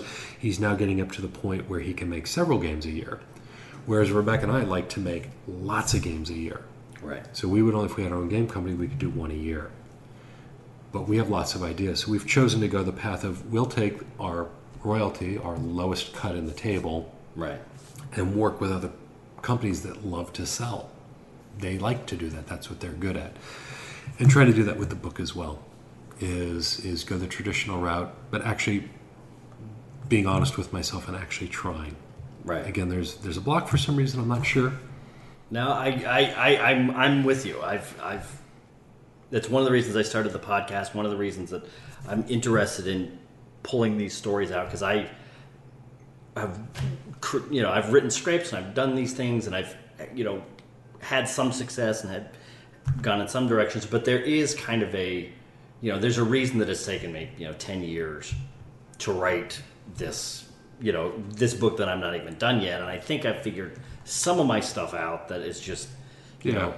And I'm a little further than you. I have like 8 books. Exactly. And, yeah. What's my excuse? This book is definitely not a first book. Right. It's a solid book. It would be great to go out, and there's lots of books that are out, not even a first book, which they're mediocre. They're fun, but I shouldn't say mediocre. They offer the experience they offer, and people want that experience. Right. But maybe I can put it in a different context. When I go to Toy Fair in New York, there's, I don't know how much space there's 1,000 booths. There's a lot of booths, and I see a lot of what I would call crap. Uh-huh. And by that I mean somebody just threw something together, and it's clear that they threw it together, and that used to depress me. Yeah. By saying, this is what I'm competing with. I'm competing against all this crap that's out in the world. And then I realized that actually this is opportunity. The reason these companies are making crap like a dollar plastic something or other toys because they don't have a great idea. Yeah. There's tons of room for great ideas. Right. And so the fact that there are books that are okay on the market is encouraging. It means that there's plenty of room for really good stuff. That's right. That's definitely one of the things that's encouraged me. And I used to think about it kind of from the same point of view, which is, and I think a lot of people who are interested in stories might have this idea, which is like, well, if that got made, all I have to do is get up off my butt because I could do better than that. It's actually more than that. So I've written the book, and there's another step. Right. and I call it with writing, it's the difference between the writer and the author. Right. The writer writes books. The author sells books. Right. And there's I'm actually, when I brought up earlier about that idea of success, I'm still dealing with stories of success that I picked up on as a kid. And there was a powerful day for me that I wrote in my journal. I wrote, what does it mean to be a successful writer? And I came up with 11 criteria, and all of them suck. They're just any one of them is enough to shut you down as a writer. So I have to write Pulitzer Prize material. I'm like, I don't even know if I want to win the Pulitzer Prize. Do I really want to write books like that? Why is that on my list? Right. I have to write New York Times bestsellers. That would be nice, wow. But why is that a requirement? You are setting yourself up. Oh my gosh. You were setting yourself up. And I've been working at stripping them away and saying, so that was kind of like when we talked about the game design, having that foundation of freedom that there's no expectation.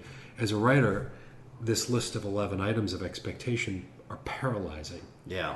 Absolutely paralyzing because there's no way to draw these 11 circles, or maybe there is, but I can't figure out how to draw 11 circles and find something that fits. Right. And it's still intersecting all the circles. Right. And so it's stripping them off. It's like, so what does it mean? There's a part of me that's like, why don't I just publish this on Wattpad? Right. And then there's a part of me that says, why would you throw your book away like that? And then like, what are these arguments in my head? What do I really want? And I've got this success story that writers publish in traditional ways, and that's holding me up. Yeah. I love watching my daughter just walk in the world with a completely different set of eyes and what she's able to put out in this world because she doesn't know that there's a right way or a wrong way to do it. Right. And I'm realizing I'm trapped a little bit in the traditional ways of there's a door you're supposed to walk through to get to publishing. Mm-hmm. And our world is different. This door goes someplace else now. Right. It's not where I thought.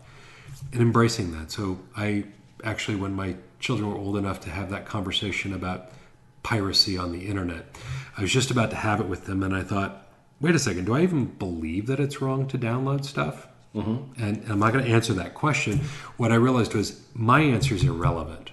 If I have a moral discussion with my children, I'll be forcing some morals on them that may not fit this world. Right. And instead what I've done is stepped back and I watch how they interact with the world. And it blows my mind just what is possible when there aren't these restrictions. And I don't put a caveat on this, is that when kids, I've covered electronics for a number of years, and one of the holy grail that they've been going for is that you don't have to know where your content's coming from. And they've succeeded. You don't know whether it's coming off of memory on your phone, off of your cloud drive, off of a streaming service, off of something you've paid for. You don't have to know that. Well, there's a problem with not having to know that, is the kids just think, I want access to it, and it doesn't matter how it gets to me. So going to a converter and ripping a video off of YouTube is as valid to them as playing YouTube. I want to watch it when I don't have internet, so that's how I watch it when I'm not having internet. But that doesn't get counted, so the person didn't get their half penny or the tenth of a penny. But to them it doesn't matter because they don't care where the content comes from. That's what the industry has taught us. Right. And so why should that be a moral dilemma that I didn't watch it on YouTube this time and didn't consume bandwidth? They're in a very different world, and I'm trying to embrace that world. See, this is how people are going to buy content. Yeah. This is how they're going to actually not buy it. This is how they're going to interact with it. That's more important to understand than to try to say it's wrong to rip that song. Yeah. I'm not sure it's wrong to rip that song. I'm not sure it's right to rip that song. That's a personal question. But certainly we're in a world where it's clearly an option. Yeah. Yeah, that's actually one thing I've noticed. I'm thinking about doing a venture on YouTube, and back when YouTube first started, I had my partner and I had had tried to do a show on YouTube before partnerships, before all this stuff, and it was a very interesting thing. And now we're thinking about doing it like 10 or 15 years, or 10 years later, and it's amazing. Like, we're having discussions about what we remember of YouTube and experience of YouTube, and looking at it now, and it's like we may as well never have even done that. Like, everything we learned is completely not applicable here, even though it's the same website. It's the same, you put videos up and you show them, and that's the whole thing, but the context and everything has moved around it so fast and changed so much that it's almost like, I don't want to say experience is a detriment, but it can be if you hold on to it too much. That's right. Exactly. I mean, you had the experience that you did it, and you, however well it did or didn't do, you were able to move on, and now you can come back again and you can do it differently. Yeah. And you potentially learned your relationship to your show. Right, exactly. So, but what are the rules for making something happen? I think it also depends on what your definition of success. Right. So my daughter, for her 8th grade project, wanted to make her own CD. She plays piano and guitar, and we encouraged her to have a concert launch, and we had our friend Scott film that, and she did 22 original songs. It's like running a marathon. It blew me away. That's a two CD set. She's got a lot, and we have videos of each of those songs, and now the question is, how do you release that on YouTube? Right. We've got great content, but she's not interested in making money, or is she interested in making a name, or is she just interested in sharing them? What is the motive behind sharing? And that changes everything. So again, it's that manifestation question. Is she manifesting that lots of people are going to come and see her, or is she manifesting that she's going to make a lot of people happy? Right. And there's so many other possibilities that go beyond that. I think that is a fantastic place to leave it. So, Nick and Rebecca, thank you. Thank you. We'll talk to you soon. All right. Thanks.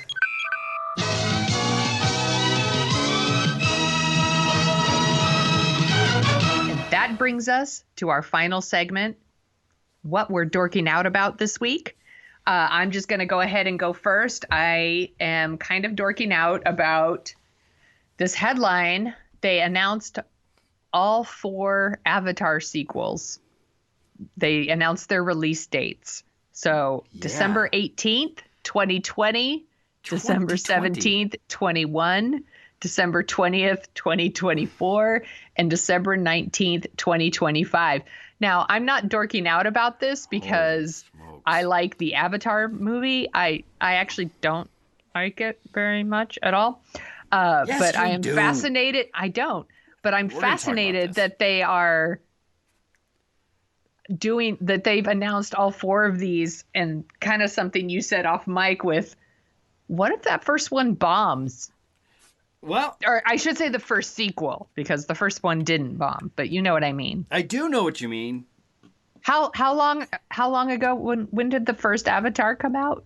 I think it's almost been 10 years. I think it's 2009. Keep talking while I do some research that's here a pretty big, on the air. That's a pretty big time lapse there. Yeah, 2009. Like, will people care about Avatar in 2020? I mean, do people care about Avatar now? Well, here's the thing. When's the last time someone talked about Avatar?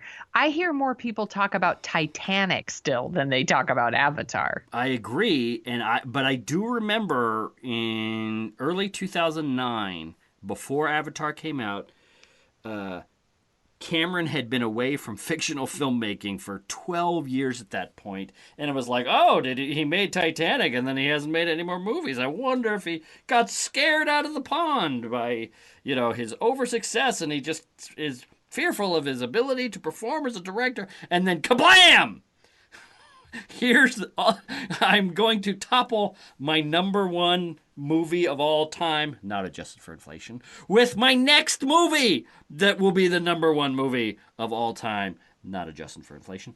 Yeah, but this is a sequel. It's a sequel, but it's a sequel to the biggest movie. It's the biggest movie ever. I guess there was a huge time lapse between Terminator and Terminator 2. So I think that was 6 years. What do I know?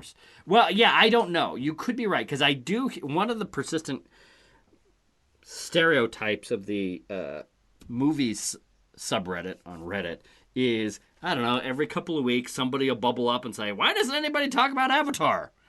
It's because it's not very good and there's not a lot to talk about. First of all, you don't make it to that level of engaging audiences all around the world without being any good. It's not true that the movie might not be for you, but the movie is extremely good in a lot of ways. Oh, okay. It has no. Come on. No. It has. Are you telling me that doesn't have some of the most spectacular visuals ever put on film? The Fate of the Furious made like $1 billion its opening weekend, and it is not very good. Okay, you might be distracting. You tell me that some of the stuff in Avatar, I understand with the kind of clunky dialogue and relatively expected character arcs. You're telling me that the visuals, the 3D visuals in Avatar, are not some of the most spectacular things put on movies. No, in the that's last cool, 20 years. but that doesn't make it a really good movie. It needs to be more than that for me. Well, it is. Well, okay, I hear it, and I agree. I'm not saying I think part of what I'm doing is. I mean, not for Titanic everyone. had clunky dialogue and a pretty predictable character arc too, but at least it had, kind of a love story that I could connect with or something. I just didn't have that in Avatar at all. I don't remember anyone's names. Right. I don't talk about it. I don't think about it. So you're telling me that... Seriously, when's the last time you watched Avatar? I think it was about a year ago. I do watch it from time to time. Where you dared to do it? No, I own the extended cut of Avatar. Oh my god! But here's the thing. No, get off it. I'm sorry, but I feel as though you're doing this hipster kind of everybody loves this movie, so I'm going to kick it around thing. I'm not doing a hipster thing. This is the way I've felt about the movie always. That it is not a good movie. That Avatar is not in any way a good movie. Not that it's a great movie that you don't like. I didn't like it. Okay, all right. I thought it looked good, but it wasn't enough. Okay. All right. And you can't see what might be attracting people to it. It's just not a good movie, and I guess I could see why people might like it. All right. Okay. No, that's cool. What are you dorking out about this week? The reason I'm pushing you on this is because with somebody that knows as much about movies on this, I'm finding it hard to believe that you can't see why this movie took off. I'm surprised by that.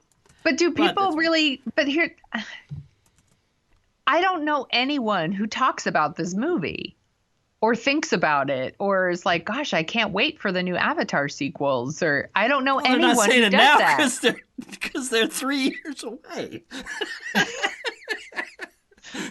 There's where I will completely line up with you. Like, I understand. Look, I get no that the no one's movies getting in made a line for ton- the first movie now. The movies made a ton of money. I get it. Right. Like, and yes, the visuals were super cool. I get it. Like, I did think that it looks cool. It's very cool stuff. But like, the story's I couldn't connect with it at all. Okay, that I get. No, I do get that, and I'm kind of busting your chops a little bit here. I get that it's not for you.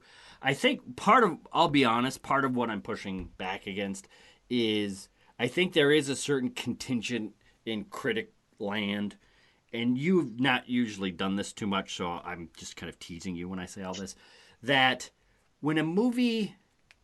It is a fallacy to say, oh, this movie made a lot of money, therefore it's good. Case in point, the Transformers movies. But when a movie... That you love. I do not, but I'm going to have to take my lumps for watching them. That's true. I'm a big boy. I can take it.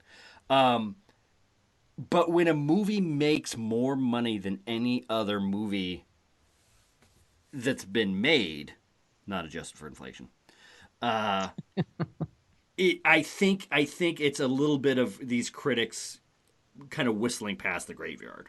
It's like there's something that these movies are doing, connecting with audiences that other movies are not doing. I mean, here's the thing: is you know, a lot of people say, oh, well, you know, you just spend a bunch of money on marketing and that's how this happens. And it's an awful movie, but it was just rammed down people's throats. You can't ram down movies down people's throats. If you could, the 1998 Godzilla would have been the biggest movie of all time. If marketing could accomplish anything. Right. But a movie like this doesn't take off. And I think it is... I've seen this. This could be my James Cameron lover in me coming out. You know, when in that his movies take off like a rocket. When they're in the theaters, everybody loves them. They talk a little bit about problems with them, but almost everybody that likes movies kind of acknowledges, okay, that was something. And then a year or two later, it's kind of like, oh, that movie sucks, and everybody knows it sucks, and. Well, I do think that people do this. I know people do this because I'm still one of those people that defends Forrest Gump. Who does not like Forrest Gump? And people are like, people will be like, I hate Forrest Gump. I always hated Forrest Gump. No. And I was like, don't be a liar. You loved Forrest Gump. You loved it. You are 100% The problem is right. that a couple months later, Pulp Fiction came out. Right. And then everyone was like, I love Pulp Fiction and Forrest Gump is stupid. And I was like, please, you were crying in the theater a couple months ago. Like, that's right. Oh, I wish Jenny hadn't died. Because there's Lieutenant Dan. They loved it. Because let's remember, you're only allowed to like one movie at a time. Yeah, you can only like one movie at a time. You can only like Moonlight and not La La Land. And you can only like Pulp Fiction and not Forrest Gump. Okay, yes. That Forrest Gump effect is exactly what I'm talking about. You're 100%. Thank you for reminding that. I got into an argument with a movie critic when I worked for a newspaper about Tom Hanks in general. Like, and he how he didn't like Tom Hanks. And I was like, hello, 2 words, bachelor party. I was like, don't be stupid. Everyone likes Tom Hanks. Wait a minute. He said that nobody likes Tom Hanks and he threw out bachelor party. he said that he doesn't like Tom Hanks. Because of bachelor party. No. He said he just doesn't like Tom Hanks at all. And I was like, no. You do like Tom Hanks. And I was like, he made Bachelor Party. You at least like Bachelor Party. Most people like Bachelor Party or Splash. Yeah. Come on. Yeah. Well, and he wasn't having it. And then he kept throwing out like Forrest Gump, like Forrest Gump's this evil movie. And I was like, it's the opposite of an evil movie. See, it's about unconditional love. What's evil about that? I'm like, you're the worst. That's why I will never. You know, that's not true. I was gonna say that. I should also point out that this movie critic, he didn't want to review the Jackass movie, so he had me do it, the TV critic at the time, and I gave it like a 5-star review, and he got really mad, and I was never allowed to review another movie at the Examiner again. What a bozo! Okay, you know what? Who is this person? I was all Jackass was really funny. Okay, spit out this person's name. No, I'm not going to say it. That. Come on. All right. I'm not going to do that. All right, let me take a different tack. When did you work at the Examiner again? It was like 2000, 2001. I was there till like 2006 or 7. And was this the lead film critic at the Examiner during that time? Would you say? He was a film critic there for a little while. All right, but he was film critic enough to be able to assign you. What? He's a perfectly fine human being. We just disagree about Tom Hanks. He's a perfectly fine human being. He's just one of these people that shouldn't be an accountant that's decided to be an accountant, or in his case, doesn't like movies and has decided to become a movie critic. See, you know what it is? There are certain movies, I'll be honest, and Forrest Gump is one of them. There are certain movies that if you don't like them, I am pretty convinced you just don't like things about movies fundamentally. They might be flawed movies, they might have problems, but like anybody that doesn't like The Wizard of Oz, there's something missing in there. Like there's a thing that's essential about movies that you don't get if you do not understand the charm of The Wizard of Oz or Casablanca. Forrest Gump. You know that Wizard of Oz isn't like something I super love, right? Or Avatar. Are you making fun of me? No, I'm not. But I understand why people love it. see, I guess that's my point. And You don't have to love it, but I'm you going to get rephrase that because there's parts of it I do really like, and then there's other parts where I'm like, yeah, you get but it. I haven't seen it in a long time. Yeah. But Casablanca, come on. Yeah, And honestly, anyone who says they don't like Forrest Gump, they're just lying to themselves. There's someone very close to me in this world who shall remain nameless. Is it me? No. Who doesn't get Casablanca and has asked me what it is about Casablanca because they just don't see it. One of my husband's best friends doesn't like Casablanca, and I was like, I don't understand that. I'm like, I don't even know how you're friends with that person. Okay, let me ask, does this person like, because some people just don't like the art form of movies, and that's fine. Does this person profess to like movies? I don't know. I guess so. Okay, well, okay. It seems weird to me.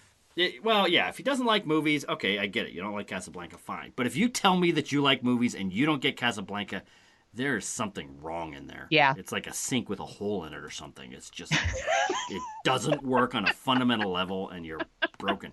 Is this person named Gary? No. Sorry to disappoint. Let's say yes. Yes. You know what you did, Gary. You know what you did, Gary. You didn't like Casablanca. That is what you did. Smith, what are you dorking out about this week? I am listening to a fantastic horror novel. Actually, it's not a horror novel. Is it the new Stephen King? Close.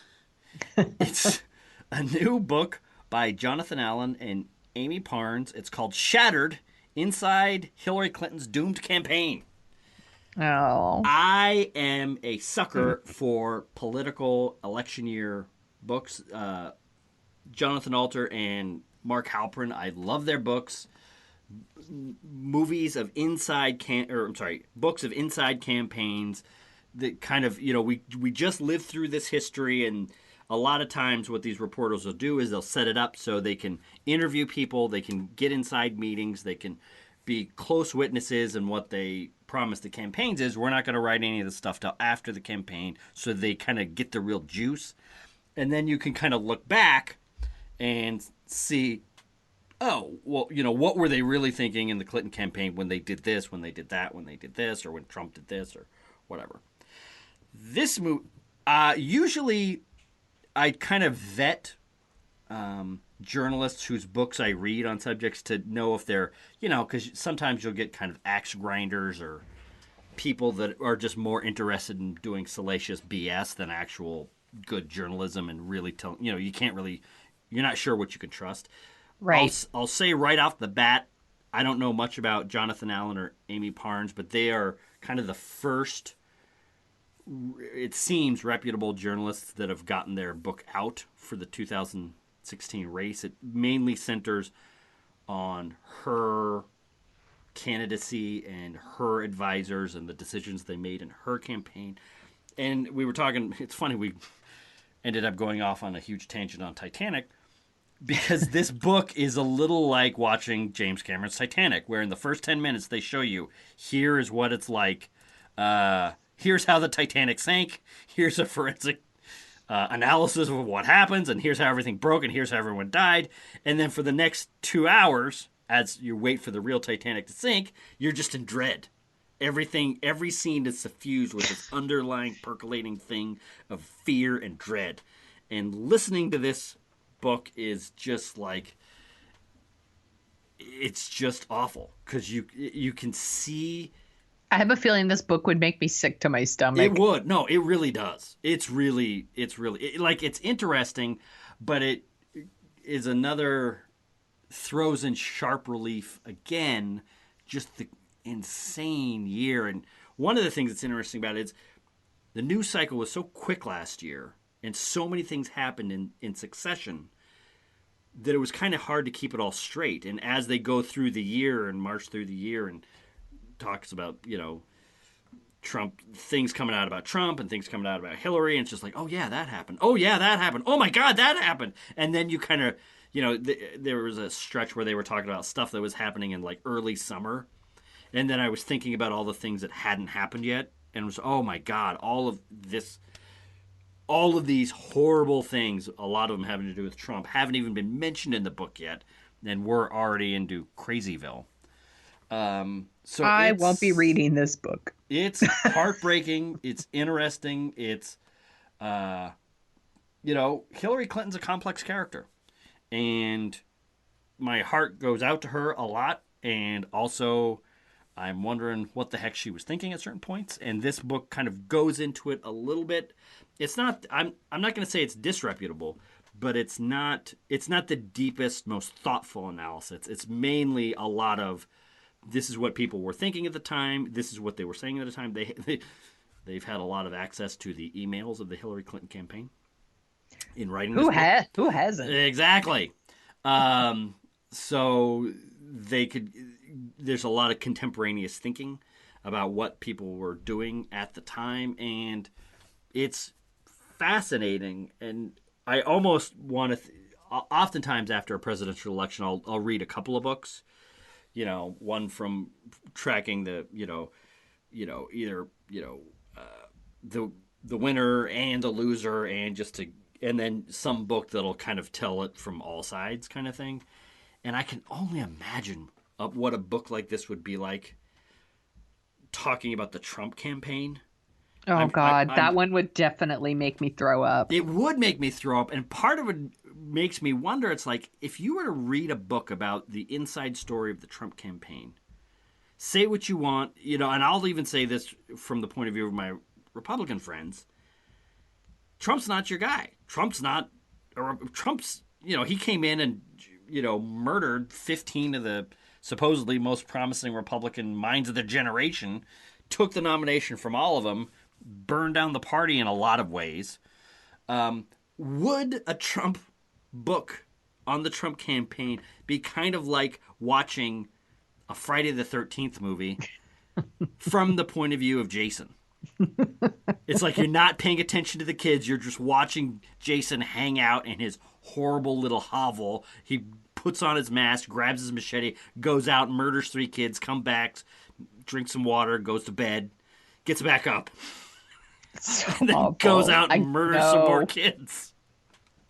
No. You say no, but no, I would not read this book. No, I defy you to find a better metaphor for. No. It's a perfect metaphor. Yeah. That's why I'm like, I can never read that book. Anyway, this is a horror.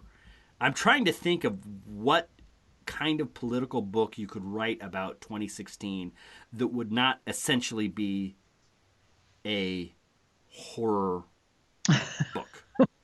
From the point of view of the Democrats, from the point of view of conservatives, from the point of view of traditional Republicans, from the point of view of all these people across the spectrum of American life, I don't think anybody all is losers. Happy. That's right.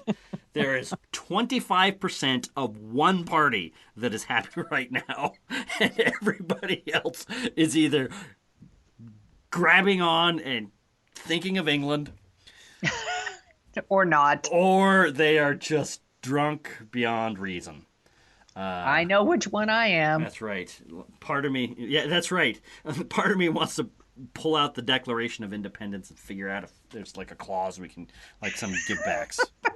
Like, you know what? Sorry. Yeah, I could just imagine Rex Tillerson, without Trump knowing, going up to the door of Buckingham Palace, knocking on the door. Yeah. Hey, you know what? Let's make a deal. That's right. Like the guy that dumped his girlfriend and then realized no one else would go out with him. Hey, you know what? We've been away. We've been apart for 246 years, and we've really had a lot of time to do some thinking. We shouldn't have broken up, baby. Take us back. I don't know. Do we really want to go back? They don't want it. I don't know. I don't want to think about this anymore. I have beer to drink now. I'm going to get any sleep tonight. Sorry. This episode has been brought to you by alcoholism. It's not all bad. Alcoholism. It helps you sleep. That's right. All right, Sony Mansfield. is there anything else that you would like to say? I'll just say goodbye.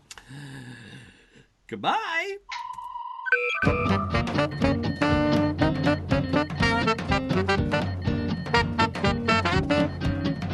The Dorking Out Show is on Twitter at Dorking Out Show, where you can find Chris at Jet Jurgens and Sonia at The Sonia Show. You can read about Sonia's random adventures at thesoniashow.com and track the slow and creeping progress of Chris's novel and his other hijinks at jetjurgens.com. You can find out more about The Dorking Out Show at dorkingoutshow.com. While you're over there, you can support us by giving us a review on iTunes. We have a handy-dandy iTunes link to whisk you right back to 2007, where you can leave your review and 5-star rating in iTunes. We'd do it for your podcast. Want to dork out even more? Well, you can sign up for our newsletter, where you'll get all the headlines we use as fuel for the show. That's it for this week. Thanks for listening.